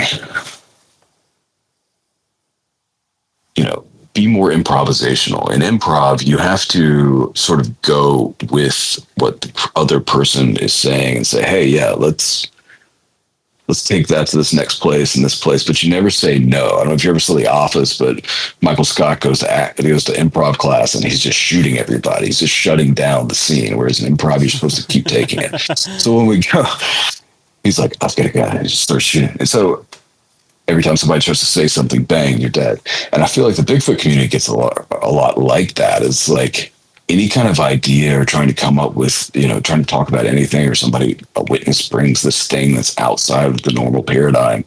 It's bam, that's dumb. That's a lie. That doesn't make any sense. It's not flesh and blood or whatever it is. And it's like, let's take these thought experiments like an improv class and go, yes, okay, how could that happen? How could that be that way? And how does that fit with this other stuff? And what I found was the more you take that path of yes, how could that be with the thought experiment, the more crazy it gets, because you really start finding, okay, that could work. I mean, I think the reason I found out about the bioluminescent bacteria was because I was like thinking, is that possible? And I started doing the research on, is there bioluminescent bacteria found in caves? And yes, there is. And okay, so just that and the other. I like that But theory yeah, because I do always suggest the whole idea that what a lot of people describe as like woo woo or supernatural might not actually be that, but rather just something that's natural but only seen in one particular place in nature. I mean, if you take down a lot of the traits that certain animals have in nature and you just try to say them for at face value for what they are, such as, there's this amorphous thing that has 8 legs in the ocean that is able to change colors and just look like a rock, like it transforms into a rock. Like that sounds completely crazy, but once you have a scientific understanding of the fact that, oh, you're talking about an octopus, its defense is that it has the ability to camouflage to look like rocks, then it doesn't sound so crazy and woo-woo. I think we can look at a lot of the same things with a lot of the Sasquatch stuff that, what people are describing as woo-woo, like you were saying, may not necessarily be that it's not flesh and blood, but just a natural trait that we don't yet understand because it's only seen in one place in nature. And as you were kind of mentioning with the bacteria and the bioluminescence in the eyes, I mean, I know that's one of the main things that's like always up for debate on how that's potentially possible. But, like you kind of mentioned, it's a possible theory on it. And that could definitely be one of those traits that you only see in particular places with a certain species, with a certain bacteria. So you may not see that happen, anywhere else in nature with other similar species. So, it's definitely one of the really good theories as far as taking away some of these woo-woo characteristics from the possibility of Sasquatch, because, I think that's where you kind of get lost with a lot of people is that, the flesh and blood people look at it way too literally, and then the woo-woo people look at it way too out there. You kind of have to meet in the middle. That's usually where I am with a lot of my research, is that I may get to these really out there concepts, but it's through a standard of, trying to look at the most rational concept to get to that. And I feel like, you're not doing just on either sides if you're, again, trying to stick into those specific paradigms, because, if you're flesh and blood and you want to throw out this thing because it sounds woo-woo, like I was kind of mentioning, you could be throwing out something that's a totally natural explanation, but again, only seen in one place in nature. So you're taking yourself away from even trying to prove your point of them being flesh and blood by not at least in hearing or trying to figure out what the base of that possible encounter could be. no, it's funny. I mean, I feel like people they can get frustrated with that, but I'm really trying to prove that everybody's right. Like, yes, you're right. It is this, but this is why this is this. And, look at islands. Islands have very interesting and unique evolutionary patterns and manifestations of that process. And if you're talking about caverns underground, you kind of have the same thing. I mean, how big is this cavern? Is it, they found ones that are huge, but with environments in them and water and all this stuff. But if you took some human ancestor and you put them under the ground with a breeding population and they lived there for another 100,000 years or whatever, what would those features be? We have these big eyes, big dark eyes, and potentially, like I said, eye glow, eye shine. There's all kinds of, why would they come, maybe their eyes don't work well in the day. And so, or some, but again, this is a whole thing. That's like, you could have one Bigfoot, whatever that is, the relative hominid population of the same genetic lineage. One goes underground, one doesn't go underground. And you're going to have 100,000 years later, you're going to have very different, creatures. And so that's what I mean in terms of, even if we only started with, say, the top 7 most well-known hominids, and you spread those on all the populated continents, where they go and what they do is going to change who they are, what they look like. A relic today, the actual term relic. So it's like a relic, like a Indiana Jones relic, but with a T on the end of it. It just means an organism that has stayed over in the same form from a previous time that no longer exists, type thing. But it's really a misnomer. I use it because it's like the closest thing I have, but it's really a misnomer because it wouldn't be the same. It wouldn't be leftover. It wouldn't be the same as it was. It would have come here and it's living in the mountains of Pacific Northwest, snatching Native American girls and breeding with them. And so that's going to change it. And it's got to walk up these hills now or whatever. So it's going to change the foot, or, it learns to swim. And so its toes get a little webbed, or whatever it is. Going farther north and becoming bigger, like a lot of these Alaskan encounters with a lot of animals. The farther north you go, the bigger the mammals get. That's Bergman's rule. So, That's what Bergman's rule states. And if you look at that, it makes a lot of sense. And and that's the thing, that as humans spread out, we pushed all these things into the alpine regions. So they all got pushed into the mountain. They're all living at higher elevations. They're all experiencing that. So even if you had, let's just say, a Neanderthal, we know their bones were much thicker than ours. We know their musculature was much more dense and developed and matured than ours. So a Neanderthal, humans have gotten taller over time, right? Humans have gotten taller, and even hunter-gatherers were taller. We think humans were always tiny because we have these tiny doors in like medieval houses and stuff, and they were like, oh, all like 5'7" or whatever. But before, hunter-gatherers actually had bigger skulls, bigger jaws, bigger eye sockets, and I think they were average like 5'9". So we have these, like before, like civilization in a lot of ways we're devolving as we lean on this crutch. And then you had these other human-like creatures that, got pushed by us off into the alpine regions and the higher elevations, and they're living up there, or they're living underground, or wherever they've gotten pushed to, the swamps, anywhere that we don't live. They're all going to start adapting to those new environments, and that's going to create changes. But the Neanderthal, it had enough of infrastructure, if you will, biological infrastructure, that it could have gotten taller. I think, and it could have gotten taller. I think the tallest human was like 7'6" or something like that. I don't know, but he had, obviously had some issues that would cause that are abnormal. And at a certain point, a human's body can't manage that height. It just doesn't have the physical development and infrastructure for it. But a Neanderthal would have, if it had continued to, now though, we have lots of humans that are 6'4", and that's pretty common. I mean, you could also kind of look at this the same way you look at like tarantulas, for example, or like scorpions, for example, that, the more it relies on muscle, the bigger it ends up getting and the less venomous it is. And on the other flip side of it, the more venomous something is, the smaller that it is. So, as these things have relied on brute strength, of course, they've adapted to that brute strength mentality. And as we've adapted to have more of a sting, so to speak, using guns, for example, using our smarts in that way, we haven't needed to develop to be bigger. If anything, we've adapted to be a little bit more compact to be able to live in our living situations. So, I mean, even if you're kind of looking at it, looking from another biological standpoint, it still would make sense how they would adapt that way. Right.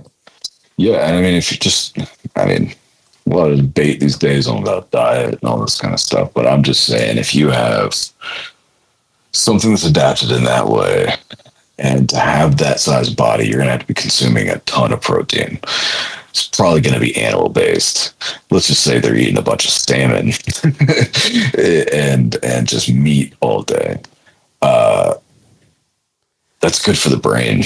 That's, the brain is all like protein and fat and cholesterol, basically. So now, again, it's not the same type of thinking as us, but we already know that these Neanderthals and Denisovans, look at skull comparisons to even hunter-gatherer humans, much bigger brain casing.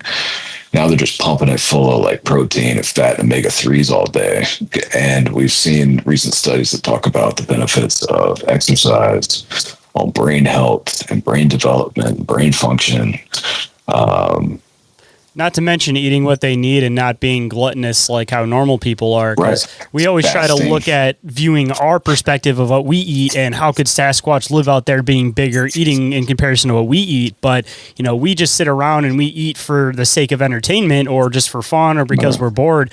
Sasquatch, for example, would only be eating when they need to eat, and they would only eat the calories that they need. So, they might end up eating the same quantity that a person would eat, being a lot smaller because they're actually like utilizing every calorie versus us, again, just continuously gluttonously eating because that's kind of, again, how we've developed as a culture.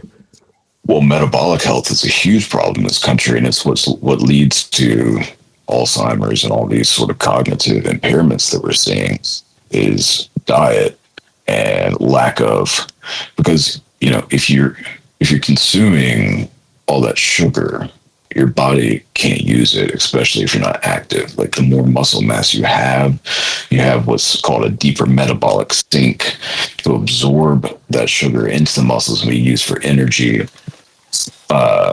for catching deer with your bare hands or whatever these guys are doing. But yeah, metabolic health, which is what controls energy of the body and the brain, is extremely important. And what I would love to just be able to study any sort of relic hominid or even early hunter gatherer, it was going back in like a time machine or something, would just be just to be able to run, like, not like autopsy, not kill it or autopsy, anything like that, but just be able to run some basic blood tests and metabolic tests. Because I feel like, man, that's the key to, if you look now at like what doctors recommend in terms of protein intake, fat intake, and then general energy expenditure, whether that be in steps or whatever. I mean, like the steps are they're about average, low end average. The 10,000 steps a day is like the low end average of what a hunter gatherer range would have been for a human 10,000 years ago. So I think it's very interesting that if you look at like some of the macronutrient necessities, and sugar is not one. Hunter gatherers would have been what's called fat adapted, which is where they're basically operating the sugar they're using is being created through I think it's called glucogenesis, basically where they're eventually the body takes fat and turns it into sugar. I would love to see like how your metabolism is just like the engine of your body, right?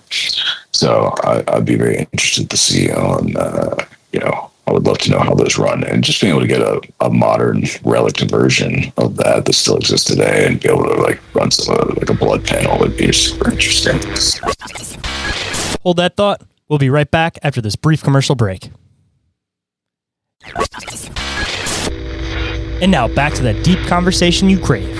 I mean, have you seen those recent tests that they've done where they've had people that'll eat like specifically just red meat, and they'll have people that'll specifically just eat vegan diets, and they've started to prove that like the body starts to degrade with strictly vegan diets, and with the protein diets like high or red meat diets like high, or issues with the heart started going away, having high cholesterol started going away, like all of these like bad health effects started going away, and they're starting to basically prove that like the main makeup of what a human should be eating is primarily red meat. So, if you extend it to these things that are just straight like brute strength, and the fact of like how much red meat that these things would need to consume, and imagine like how their body would be built significantly different than ours, even in the aspect of just like illness. Like if you were strictly on a red meat diet, just proving off of some of like the recent studies with humans, imagine like what these things' bodies are like as far as just eating a red meat diet, that they may not deal with like any of the same illnesses that we deal with, or,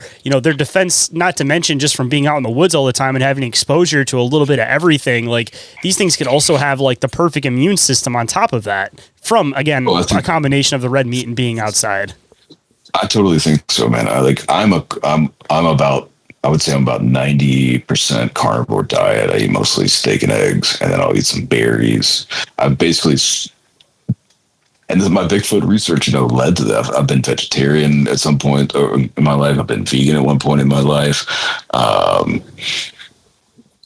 And nothing worked for me better than and I fast. Like I eat one meal a day. I eat like a big steak, like a few eggs, and through the day, so during the day, I might eat a little bit of like some sort of ancestral fruit, like some figs with like some goat cheese or something like that. I'm not full on, but I pretty much eat one big meal a day, maybe a couple little, like I said, like one or two like figs with some goat cheese, maybe some prosciutto. And I've just tried to create my diet and fitness around getting back to what were we doing before this crutch came along? What were we doing? How are we living? And I think if most people would dramatically transform their life in a multitude of ways, not just their body, but let's keep in mind we're spiritual beings on a human journey, and this is just an avatar vessel for that spirit, right? That energetic spirit. So it'd be great to take care of your vessel. It's a good idea to optimize your avatar. So, I think people would dramatically change their lives if they just try to live a little bit more like a hunter-gatherer every day. And that doesn't need to be like Liver King crazy. You see these social media nut jobs that are like, oh, you just got to eat like raw liver all day and all this crap. No, man, just like get some steps in, go for a walk, get some sunshine, get that vitamin D, get a lot of sunshine, go for a hike, go for a walk around your neighborhood, get your steps in. Even if it's just playing with your kids, man, just go play with your kids and run around in the yard. Like you'll get your steps in. Maybe do some lifting a few times a week because, you might need to throw some rocks in the creek to make a little, fish trap, to catch some fish, whatever. But I mean, just if you just think about, like when I do rows at the gym, and you go like this, I think about, okay, so that's like, we're cutting strips of venison here, man, we're with an obsidian knife. But yeah, I think you just trying to get a little bit closer to that, a little less sitting, a little less on your phone, a little more fresh air, a little more sunshine, a little more red meat, a little more eggs, some berries. So protein, break away from all the stuff they're trying to trick people into eating, man. Because I've seen a lot of people that switch to being vegan or vegetarian because they're tricked into it's a healthier option, it's this, it's that. But most people that I know that have become vegans or vegetarians, like they end up developing more health problems because of it. And I mean, there's certain people that I know have particular things that they really have issues, but for the most part, most people that I know that have gone one way, they end up switching back the other way. And they're like, yeah, I'll never go back to eating that because I feel significantly better after eating meat or just having some type of protein. Because I know that there's some people that were vegans or vegetarians that they can't straight up go back to like red meat, but just including like some egg in their diet, just getting some, animal protein, like ends up making a huge difference for people, like stop being tricked, man. People need animal protein, man. That's how our muscles develop. You have to have it, dude. Your brain shrinks. Like you have to have animal protein. It's alchemy, man. It's alchemy. It's the way that I get. We're apex predators. We're intended to consume other animals. That's just nature, unfortunately. I know people want to be bothered by it because of their quote morals, but like, nature is nature, man. Like we're apex predators. We got to act like so. I've come to the realization that true spiritual maturity is the realization, acceptance that 3D reality, and I think there are other levels, but 3D reality is a meat grinder. It's purely a meat grinder. That's how it works. And it's alchemy in the sense of you have to replace what you're made of with what it's made of, and that's animal protein. You know what I mean? At the bottom, at the end of the day, you have to.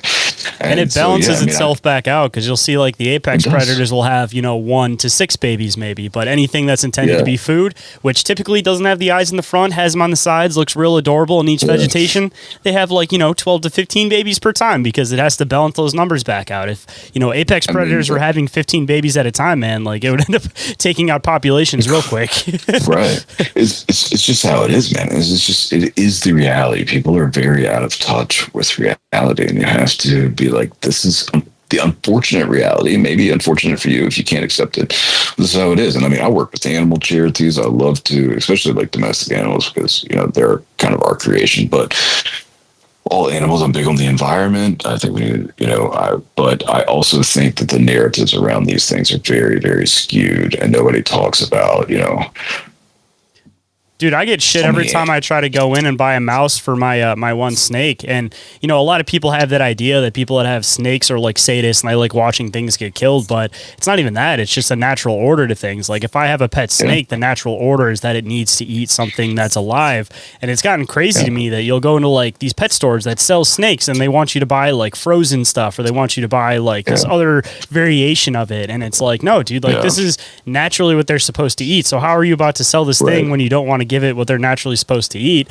And even on the flip side of it, people try to like hide it because again, they think it's like some weird thing, like you have a snake because you want to watch it kill stuff. But with my kids, for example, like when I feed them, I don't hide the snake eating from the kids because I've tried to, like you mentioned, not break that that concept from their mind that this is the natural selection of things. Things eat other things. You know, it doesn't have to be this weird taboo thing that something's killing something else. Like this is naturally what taboo. they're supposed to do, and this is naturally was developed to be a food for this. Like that's its purpose in nature. So it's fulfilling its purpose by being eaten, as messed up as that sounds.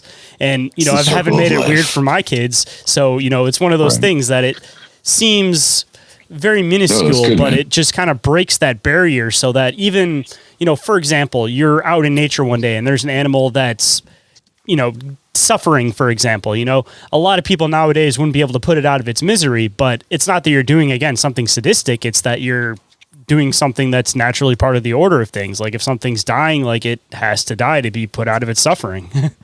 Yeah, it's not too, I appreciate that you give that lesson to your children, because I think it's a big problem with our society. Even in the last 100 years, we've become so far removed from reality, and that being the natural order of things and life and death. Kids are so shielded from that. Is like probably the most important thing to understand to actually be able to live, is that you're going to die, and that everything dies. You know, that is, how can you live and not be taught that lesson? You know, how can you truly live if you haven't been able to accept? I mean, it shocks me, people's sort of cognitive dissonance around the reality of mortality. How can you memento mori if you don't accept that? You know, how can you really live?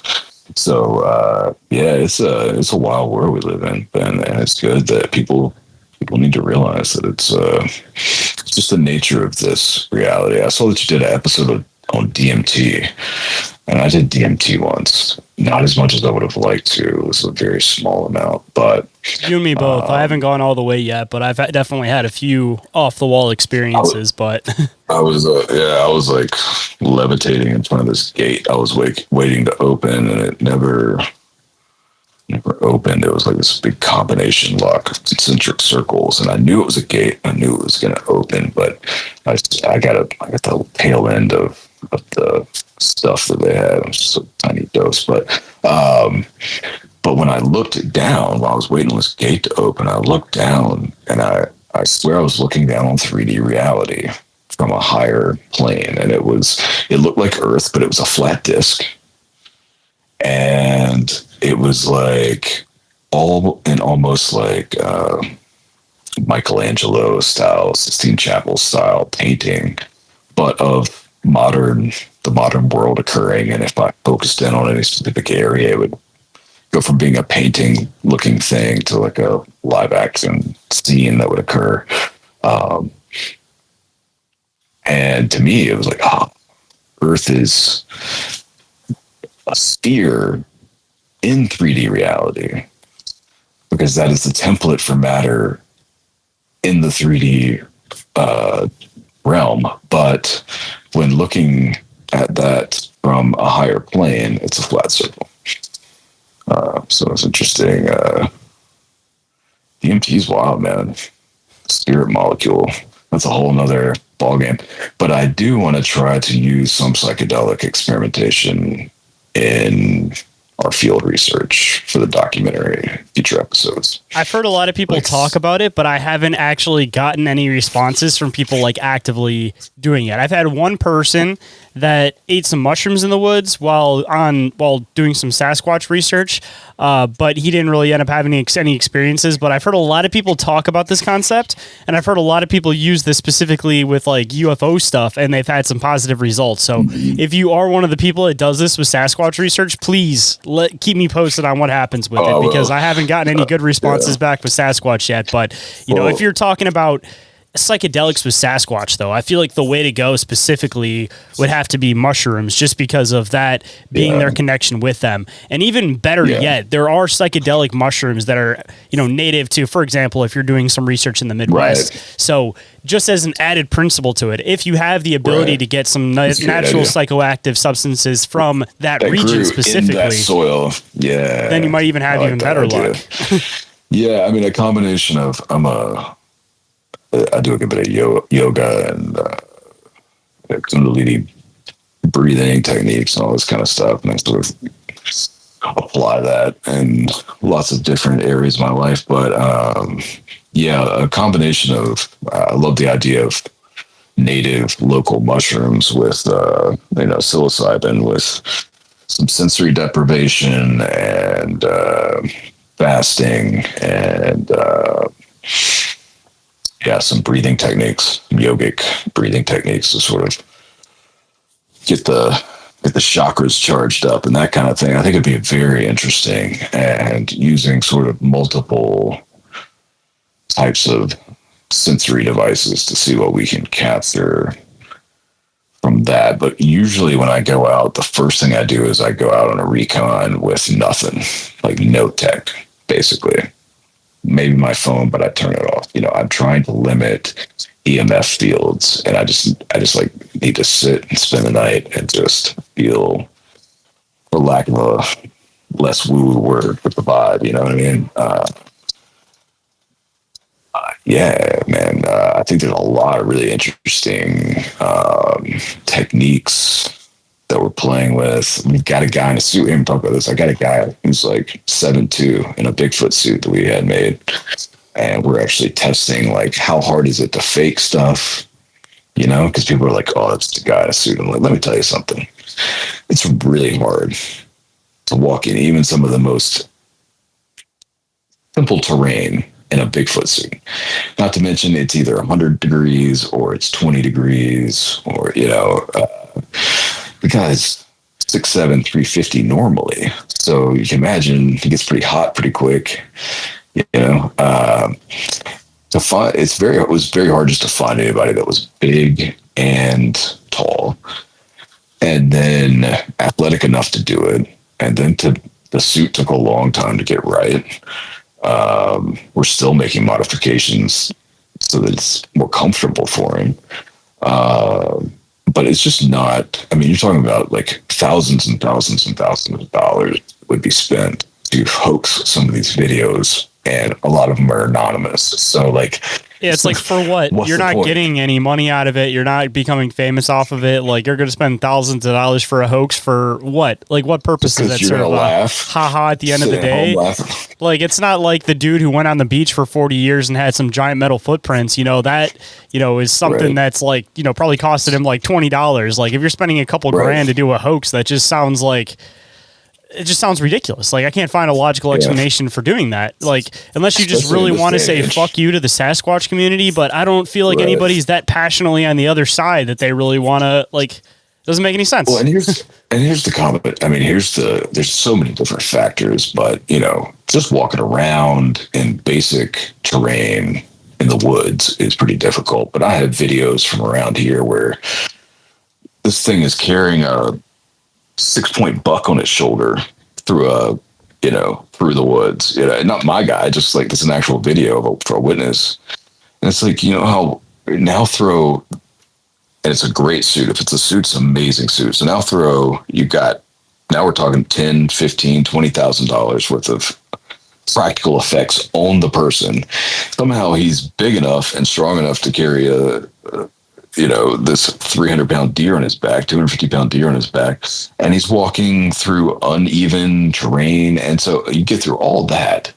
He's still not going to be wearing footwear that's going to leave tracks, proper tracks. You know what I mean? Because, like, my guy, we built the foot around tactical boots that he could actually wear and get.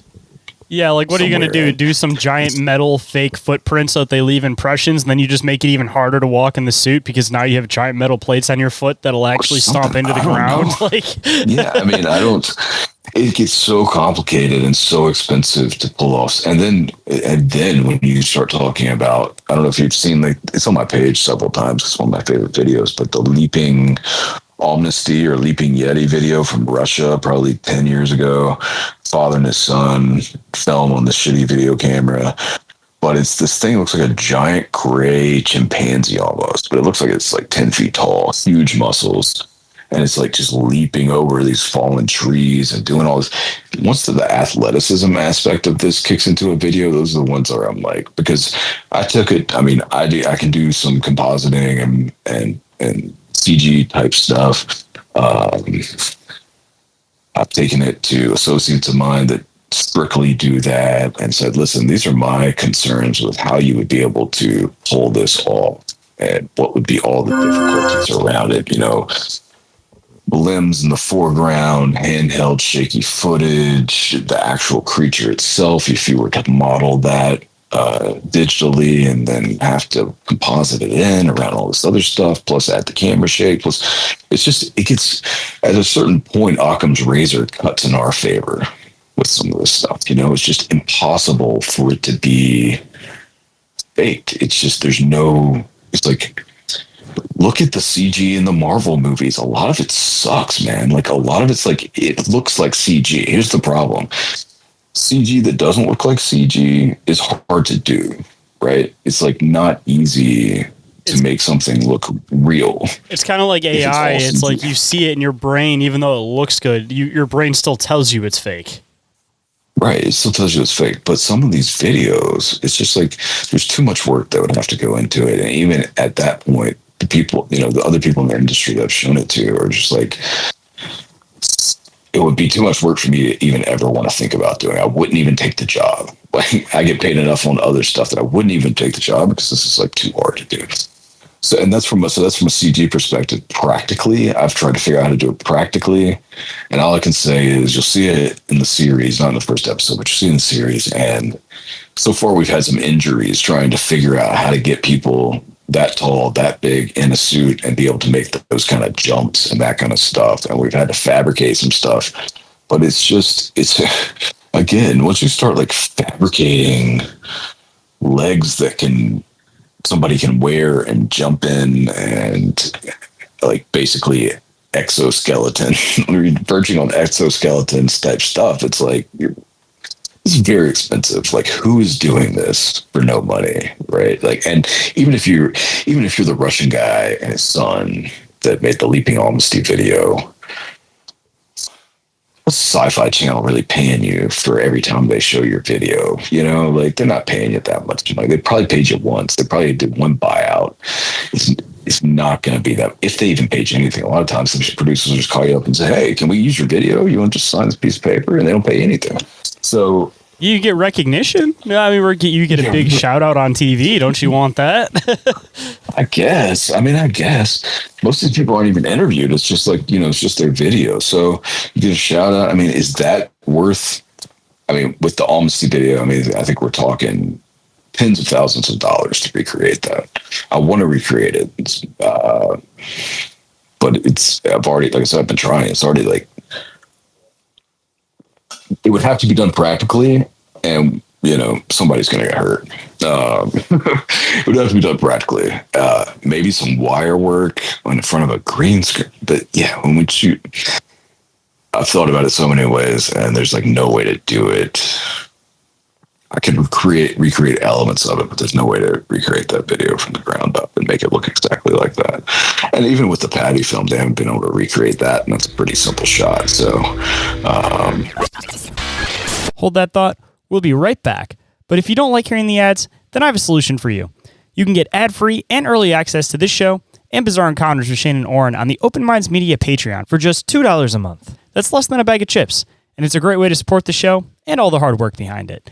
And if you're interested in bonus content, merch store discounts, premium video versions of the show, along with some other perks, then you guys can become a member of the OMM family today. Or you guys can give it a try with a 7-day free trial.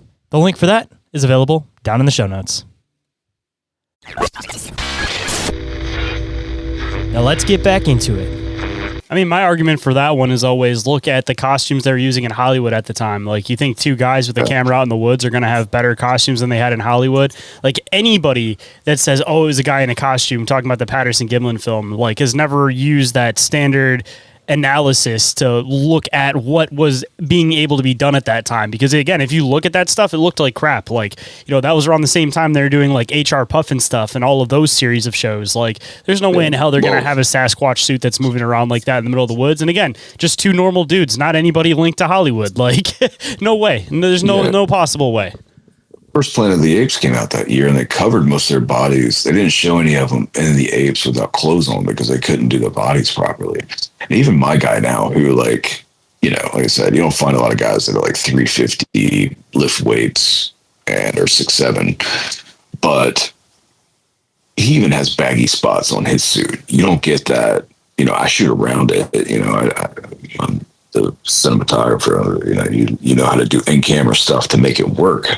But when it comes to the actual, just sort of like trying to recreate the stuff, there's always a certain amount of bagginess, sagginess to the suit that is not we can make a muscle suit. We can make a foam muscle suit down the line, but that's something we're showing early on. It's like, look, this is still a pretty expensive suit. It costs a lot of money to put this together, but it still has baggy spots. There's still not, but even with a muscle suit, man, like, which is usually foam or silicone, you're not going to get muscle separation. You're not going to get that same kind of movement that you see in Patty. It's really impressive. So you can actually see flex when it comes to Patty. I know there's a few spots like in her arm and like the side of her chest. And again, just another thing that wasn't even an option to be able to do with special effects at the time, let alone, again, the costumes of the time to begin with. No. Yeah. No, bodysuit, muscle suits didn't exist then at any point like that. That would create that look. So it's a very compelling piece of footage, and it's I think that's a type. And I mean, if you look at the face, when they've zoomed in on the face and they've done sort of reconstructions of the face, I mean, it looks all very like early hominid. I mean, or even like sort of a little Native American slash Homo erectus type thing. Not to mention even the added details of having breasts too. That doesn't seem like something that you take the time to do on a costume. Like, I know it sounds weird, but like, assumably, if somebody's going to make a Sasquatch costume, they're probably going to model the male. Like, it seems kind of weird that even if they were faking it, which by no means do I think that they were, like, why would their first model be a female? That seems like it'd be even more complicated to try to, again, create the breasts and not make them look ridiculous. Well, and I think if you were going to create those breasts to look like that, they would be silicone, and that technology and special effects, they didn't even exist back then. So it's that's definitely not a fake. I definitely think that is footage that really is legitimate, and it'll never be fully legitimized. But very interesting. Have you seen the braid? Supposedly there's a braid down the back of her head in the back, which I think is interesting. Some of the stories of Bigfoot with like more human touches, if you will, and more like, artistic touches is like really cultural. Or this is going to sound a little bit gross too, but if it was a female and she had the braid in the back, I don't know about you, but I've heard a couple of really bizarre stories from people that have worked on farms where they've experienced, for example, like two young Sasquatches having relations with a horse. And they would talk about this idea that like one of them would hold it from the front and the other one would like braid the hair while they were having relations with the horse. So, I mean, again, sounds kind of gross, but that could be part of that whole thing, that if Patty had a braid in the back of her hair, that could continue with that phenomenon of Sasquatch braiding hair while getting it. Banging the horses. Yeah. Harvey Pratt. Do you know who Harvey Pratt is? He's a Native American and also like a really famous FBI forensic sketch artist. And he's done some amazing, you've probably seen him. He's done some amazing Bigfoot sketches. And was he the one that did that, like, that photo where it's like, almost looks like a bunch of like crime scene photos of like Sasquatch, where it's like a page with like 40 different variations of the faces, and he was doing something with Clint Barrickman, or Clint with his organization, I believe, right? Is that the same guy? No, I think this guy works with Dave Paulides, and he was just taking witness statements and sketching them out based on his. But anyway, my point, he has a couple where they're like with horses. I don't think he has any where they're banging horses, but I think there were some where they had stories about braiding the hair, and that was. I've only heard two stories with them having relations with the horses, but I've heard multiple stories with farmers talking about coming out in the morning and having their horse's hair braided and not knowing why it happened until they started noticing their Sasquatch in the area and kind of linked the two. So right. Yeah, that's no, it's crazy. That's wild stuff. And who knows? I mean, I think the little people stories. I kind of tie all this in it too.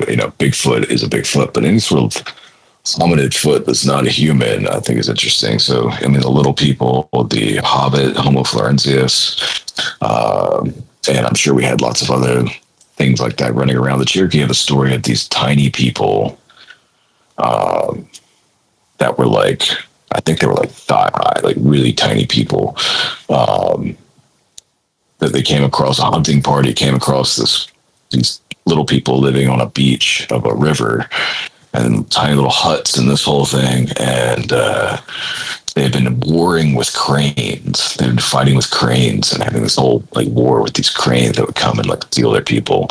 And it was almost like an 18th episode or something. The Cherokee warriors hunting party, whatever, comes through and they talk to them and they find out their troubles and they teach them how to fight back against the cranes, and then they leave them and go on their hunt. And when they're passing back through on the way back from their hunt, all the huts have been destroyed and all the little people have been massacred by the crane.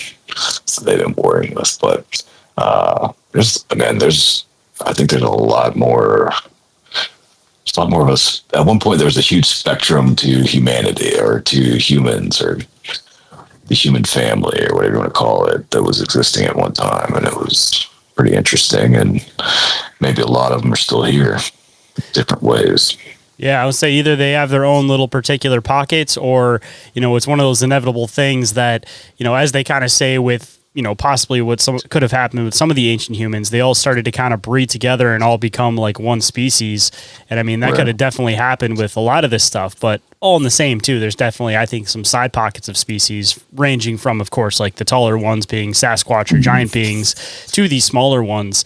And I mean, even kind of correlating the two, I mean, you even have like the stone apes, for example, in like Vietnam, they're definitely Sasquatch-like, but they're described as these small little things because they fit the pocket in the niche of that, that environment. So, realistically, it's like their Sasquatch variation is like 3 or 4 feet tall, Right.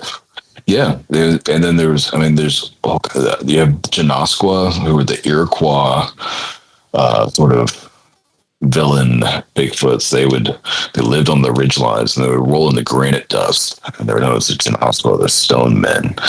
And so before they would come down, they would roll in this granite dust and mud, and it would like cake their hair till it was almost like armor, and their faces would be glittering with like the granite dust, and so they looked like stone.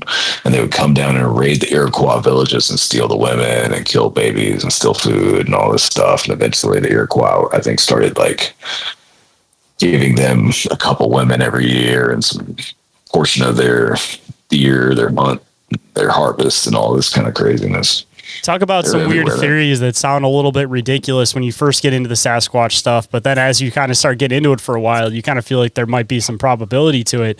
The whole national park concept that, when this nation was formed, we started kind of pushing the natives into reserves. So who's to say if there wasn't this other tribe here that we may not have done the same thing and given it a different name, and even kind of continue on that whole thing. That could even mix in with the missing 411 concept, that it's kind of like, all right, people go in the park, you're allowed to take so many per year, and we'll just kind of leave the area alone. I mean, like I said, when I first got into Sasquatch stuff, like it sounded like somebody was really pulling at strings, but coming to some logical explanations for some of this stuff, like it really doesn't seem out there, especially considering the fact that Teddy Roosevelt was the one who, passed the whole thing for national parks. And he has a few writings in some of his journals coming across like hairy men or like ape men. So, I mean, the guy who created the national parks had interactions with these things. So, I mean, does it seem far off that he may not have given them their own special area to exist in? I mean, look at every early explorer of the United States and South America, North and South America. Every log has stories of giants, of encountering giants. Whether it's Amerigo Vespucci or the conquistadors and that took down the Aztecs. What was his name? Losing it right now. Blanking on it. Cortez. I think it might have been Cortez. But the Aztecs had giants. They had a few. The Kinametsin were the giants that were here before the flood and after the flood in Aztec lore. There were then like because the Aztecs came out from under the ground and found the Kinametsan were still here after the flood, and eventually started warring with them. They killed most of them off and ran off the rest of them, and then a few stayed along. And there was supposedly one built the Pyramid of Cholula, which has a very interesting lore behind it because it's very similar to the Tower of Babel in the sense that he built the pyramid too high into the sky that the gods got mad and threw fire and rock down on it and destroyed the pyramid. And then you have another Kinametsan giant that fought off the conquistadors in Teotihuacan, what's now Mexico City. And but what's really interesting about the Kinametsan giants is the majority of them, according to Aztec lore, that survived the slaughter by the Aztecs, escaped into what is now the southern United States. Right. Wasn't there some connection too that there was also some quantities of the South American giants that supposedly went underground too? Right. They either went underground or they went back into the United States. Well, supposedly that all these tribes of that area came. There were the 7 tribes that came from underground, and the Kinametsan would go in and come back. But yeah, the rest of them that didn't go underground, didn't escape, or weren't killed, ended up in the southeastern United States. And every explorer of the southeastern United States said that these tribes they would run into would have these chieftains, and all the chieftains were giants. Sometimes his family would be giants. And then we have the Sulcaloo story going into North Carolina. But I mean, it goes Mississippi, the whole Florida, like the whole area, they were always running into these giants. And even in South Carolina, we have an interesting group of giants that were white, red-haired giants, which, there's obviously some of that, the Sitica and other ones in other parts of the country, but these weren't like really cannibal giants or anything. They were supposed to be, they were just like they were like nomadic herders, and they were these tall, white, red-haired, Irish kind of looking giants who herded white-tailed deer. So like, what a weird, they would go around herding white-tailed deer in like flocks, like you would sheep, and they're called the Duhari. So there's so much to human history that is, a mystery. Like the mound builders in Ohio, like who was building all the mounds, and we can't, do they really care that much that stuff is dug up, or do they not want us to know what's in there? You know what I mean? Because they actively keep people away from the Serpent Mound. Right. I mean, Graham Hancock, right. Anybody that tries to go in there and film anything, even like small people that are filming stuff, right. Not even like big production companies, like they will not have it. And I had somebody named Fritz Zimmerman come on who mentioned that there's also this big metholithic boulder that's supposed to be part of Stonehenge, and it basically got like not Stonehenge, it's supposed to be part of a Serpent Mound, and it got like rolled down this hill that's back behind it. So he was saying he even thinks that they're trying to cover that part up, because as soon as they acknowledge the fact that that rock is part of it, then you have metholithic structures on top of the mound works. Inquiries About Reality will return after this quick commercial break. And we are back, so let's hop right in. Yeah, we have one in the Sulcaloo story. There's Judicolor rock. Mm-hmm. That's what they call it, and nobody can really determine what it is, like what the etchings on this giant megalithic rock are. But some people think it was hunting ground maps. Some people think it's star maps. But something that's interesting on it is obviously carved. It's not an actual handprint, but part of the more ridiculous aspect of the lore is that he jumped off the top of this mountain and put his hand into this Judicolor rock and left his handprint. Again, obviously not a real handprint. It's obviously chiseled out, but the hand has 6 fingers, which is interesting, I think, both because, I'm not a big like Nephilim guy, but the Nephilim supposedly has 6 fingers, but also just dealing with polydactylism from like, inbreeding type situation that can strange distribution of digits can occur when you have small populations that are inbreeding, and that would certainly be a reason. If they had small populations and needed more breeding stock, that would certainly be a reason to be snatching human women, right?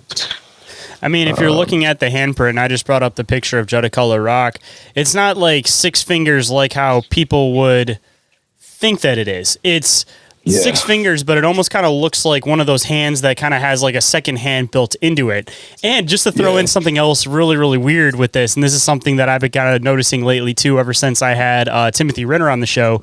He's been following this whole thing with the 3-toed prints that seem to be around Sasquatch, and he connects it in with this whole like connection with like Lady in White, and it goes into like these old god stories and like ancient religion stories. But with that Jutacolor rock, the whole point I was trying to bring up, right next to that 6-fingered handprint looking thing, it almost kind of looks like there's a 3-print toe that almost looks bird-like, which goes into a lot of Timothy Renner's research with these weird 3-toe tracks seen around Sasquatch. So just a weird little detail that every single time I see something with Sasquatch prints, ever since I talked to him, I end up noticing something that has 3-toed prints around it, like super duper weird. Yeah, I like Timothy Renner. I bought a bunch of his art just to support that guy because he does really cool art and he's got some great ideas and thoughts. Yeah, dude. It's the more you. That's the problem with the rabbit hole, man. Like the more you see, just to bring it up, you see what I'm talking about right here, right next to the 6 foot. It looks like a three-toed, like almost like a bird print. Yeah. I mean, who knows? Who knows what that could be? What does Renner say about that? I don't know if he knows about this one. I'm going to have to pass it along to him and see if he's aware of it. But what's his theory on the 3-toed print? The theory with that one is that he started connecting it with this whole like woman in white story, and it goes into these like ancient god stories that go into like ancient Europe about this like bird woman that ends up being associated with like the wild man archetype.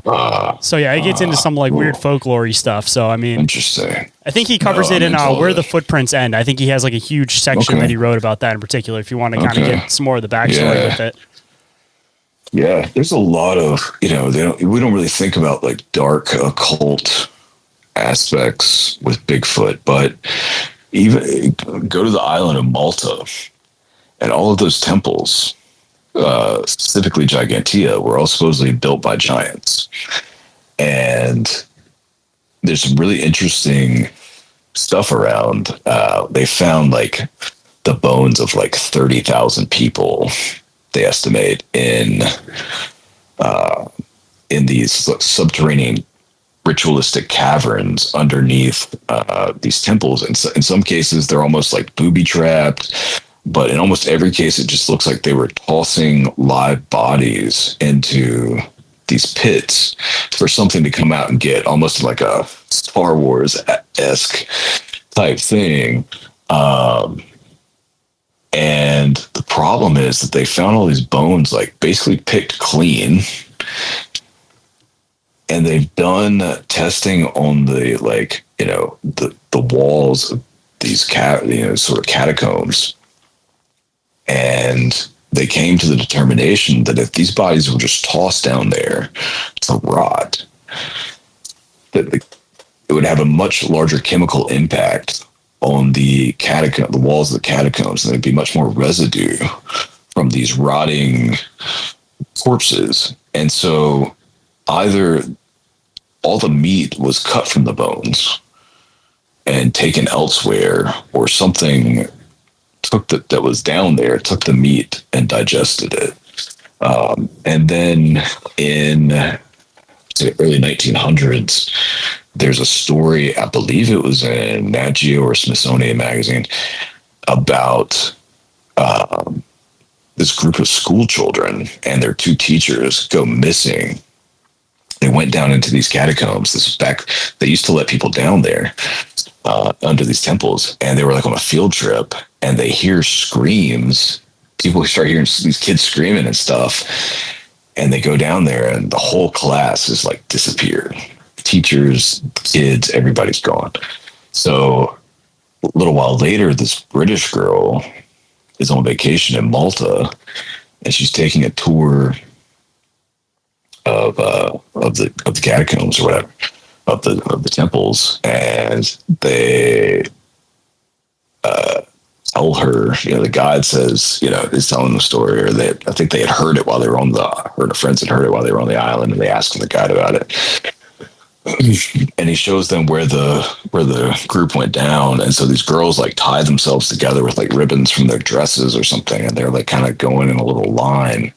This is a well documented story. I'm trying to remember, her name was Jessup. I can't remember her first name, but her name's Jessup, and she was the first one in line, and they're going down. They've got their candles or whatever to light the way. And she gets down there and she sees a bunch of what appear to be blind, hairy giants. And they were white haired, they're albino. But she said they were like, the way they were like moving their hands, it seemed like they were blind, but they were kind of like trying to almost like summoning her. And then she got basically like pulled back out of the cavern or whatever. But she claims she saw that, and she was interviewed by a lot of people at the time that found her very respectable and believed her story. And apparently she went back. Her vacation was over. She went home. She comes back again because she was like obsessed with what happened. She wanted to investigate further, and they had blocked off the whole entrance to this area of the catacombs. But interesting, talking about environmental adaptation of what she saw, something that was white-haired albino would be conducive with something living underground. In theory, it would lose pigment and potentially blind. They might like a mole man type situation, but also just the lore around that whole area of giants and them sacrificing something to what was in the ground. They sacrificed a lot of people in Malta back then, so it's interesting, like, why were they doing that? But interesting story around Gigantea, who is the giantess of Malta, is that supposedly another hybridization story is that she had offspring with a human man, and that her hybrid children were really sought after. And at one point, supposedly one of the stories of her death was that at one point she put her kids in a tree to take a nap while she went off to do whatever the hell she was doing. And when she came back, the kids had been stolen, and she could see that a ship of pirates or whatever I don't know if they were pirates, that's what you would call them back then, but had sailed off with her children, and she swims out to start to rescue her children. She's climbing up the side of the boat, and they hacked her hands off, and she fell into the ocean and died. But yeah, there's giant lore everywhere, man. You just gotta say, man, with this much smoke, there's got to be a lot of fire in our history around the giant subject. Giant hominids. It's can't just all be made up, It can't just all. It has to be some sort of ancestral memory, if nothing else. No, I definitely agree. And I guess kind of starting to wrap up towards the end, man, and this has definitely been a great conversation. Running about 2 hours, so I definitely want to make sure that we come back around, because I know that we could definitely go for another 2 hours diving into Sasquatch and stuff. But I always like to end the show with some words of wisdom. So if there is any words of wisdom that you might want to bestow on the listeners today, man, what might it be? Just say yes to thinking bigger about Bigfoot and these other subjects. Don't let your own sort of box that you exist in, or the box that other people want to put you in, keep you from really exploring the mysteries. And the more mysteries you explore, the more you're gonna explore other mysteries. They're all tied together. It's all one big. It's all connected. It's all one big thing, and it makes life more interesting. Life's more interesting with exploring these mysteries than just sitting back and saying, "Nah, whatever." What does it matter? It's the journey, not the destination. And suggest taking the trip. Buy the ticket, take the ride. Hey, I like that one. Hunter S. Thompson right there at the end. I mean, you can never go wrong with the Hunter S. Thompson quote.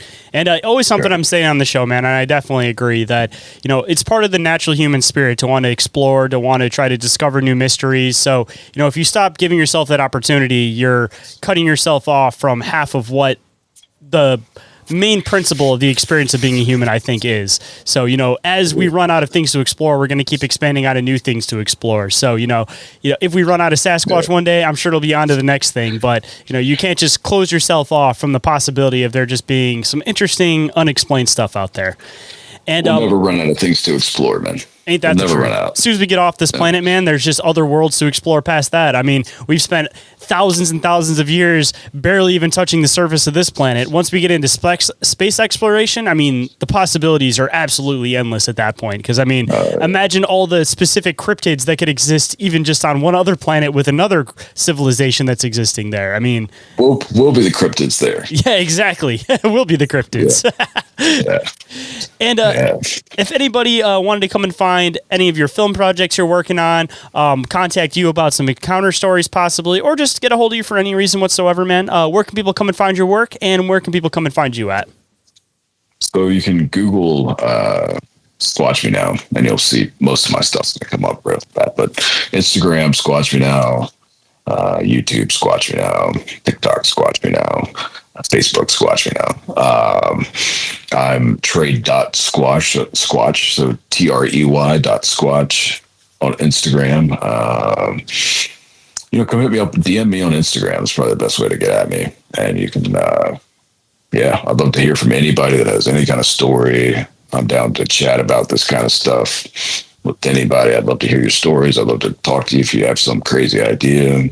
It's not going to be crazy to me. I'm pretty open to, I'm probably the one guy that's not going to be crazy to. So if some crazy story or crazy idea, hit me up. I'd love to hear what you have to say. Other than that, doc series is going to start dropping this fall. Big video on demand platforms, Amazon, Apple, all that kind of thing. Starting with these Cherokee stories we've been talking about, the Cherokee and the Boojum and Hootenanny and sort of what's going on and sort of spreading out through the Southeast. I think the Southeast is, we got to consider cultural impact when we look at reports and report data. Everybody thinks that it's all in the Pacific Northwest because people are really open to talking about it up there. I think, I know I've encountered lots of people down here that you will not see in the documentary. So many people you will not see in the documentary because they have great stories, but there's a cultural element here where they don't want to talk about it. It's not something you talk about even at a party, much less, in a internationally distributed documentary series. So there's a lot going on here, and there's a lot that's been going on here for a long time. I mean, it's a very magical place. These are some of the oldest mountains in the world. The Southeast hasn't really been explored too much in the Bigfoot subject, other than maybe Arkansas and Florida, kind of the big ones. And it's everywhere. So we're going to take it sort of region by region and really tell you all these stories. And we're also going to say, hey, look at this parallel to this, what's happening here in, say, Tennessee, to what's happening over here in Malta or wherever, somewhere in Europe or somewhere in Asia or in South America, or, the connection of we're going to Mexico, we're going to Mexico to talk about the Kinametsin and explore the giants that we're finding. Are they, the origin of Sulkalud? It was he originally a Kinametsin. So I think we're the doc is going to be something like you've never seen before in Bigfoot cinema, in terms of the approach we're taking and the things we're showing you and how we're looking at video evidence, how we're looking at how to collect evidence. And I think once we put it all together, I think we found Bigfoot, to be honest with you. I think we found Bigfoot. It's just not a body that you can cut up. But if you look at the cumulative evidence, collect it all together, the phenomenon exists. So I want people to be able to look at this cumulative evidence and say, okay, this is real. So now where do we go from here? What's next? How do we prove it? How do we, or how do we learn more about it? How do we unlock this mystery and for the benefit of everyone? I think at the end of the day, the truths that we come to in pursuing the Bigfoot subject are nothing but beneficial to the collective. So it's, hope everyone enjoys it, and just follow me on those pages and you'll be able to keep up with when it's all dropping and new emotional content on that. And I'm gonna try to start putting out some of that batched out shorter micro content to talk about some of these different types that I've been exploring over the years, all the different types through different cultures and different areas of the world. So I think the one benefit of that is especially if you can kind of keep it in some sort of cohesive aspect of the greater subject in a series, then hopefully people can use a little pattern recognition and start to say, okay, here's some, just adds weight to the overall trying to say, hey, this is real, guys. This is real. Here it all is. We're connecting the dots for you. Let's just accept that this is a real phenomenon and move on from there with or without a body. And how can we advance the subject forward? Because I think it's extremely important for the future of humanity to learn the lessons of Bigfoot. And we'll definitely have to do some updates as you keep going with those projects, because I definitely love to hear some of the stories you dive into and some of your connecting research. And like I said, man, it's been 2 hours, and I know that we could definitely go for another 2 hours. Yeah. So we'll have to make sure we do another one in a couple months after you been doing some more with your projects and you got some more stories to dive into, man. Hey, man, sounds great, Shayn. I, again, really appreciate you making the time to come on today, man, and I'm really looking forward to next time. You too.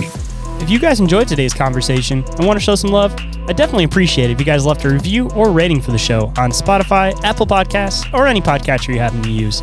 Your continued support is what makes this show possible, and your opinions go a long way to help the show grow and improve. And if you guys know anyone who would enjoy today's episode, share it with a friend. Grassroots support from listeners like you guys is exactly how the show grows. So thank you. And if anyone would like to get in touch with me for any reason whatsoever, you guys can do so through email, which is inquiriesofourrealitypodcast@outlook.com, or through social media, Instagram and Facebook, of course, are the two that I'm the most active on. Or you guys can get a hold of me through the submission form, which is available up at the top of the link tree. And the last way you guys get a hold of me is through the OMM hotline. You guys can text or call that 24/7, and that number is 313-364-1551. And if you guys happen to miss that, it is available down in the show notes. And if you guys got some free time, don't forget to check out our awesome friends in the community and our awesome friends with affiliate links, Dimension Devices, Oregon-ite, and Sticker Mule, with additional discounts and credits available. More information on that is available down in the show notes. And every single thing I mentioned throughout the show is all available on the link tree, which is also available down in that show description. And with that, I hope you guys enjoyed the conversation. Hope today's show has connected some dots in your own reality, and I'll catch you guys on the next one. Have a good night, everybody. Reality isn't what it seems. Abductees taking aboard a craft with a tractor beam. Is life a simulation or an astral dream? Aliens travel through black holes in different galaxies. Life is a bizarre odyssey, with a mic talking about philosophy. Well, Bigfoot is stalking campers as a Wendigo walks through the woods of sharpened antlers, using a Ouija board to talk to the dead like a necromancer. There's so many questions and not enough answers. So if you're interested in mysteries and abnormalities, tune in and listen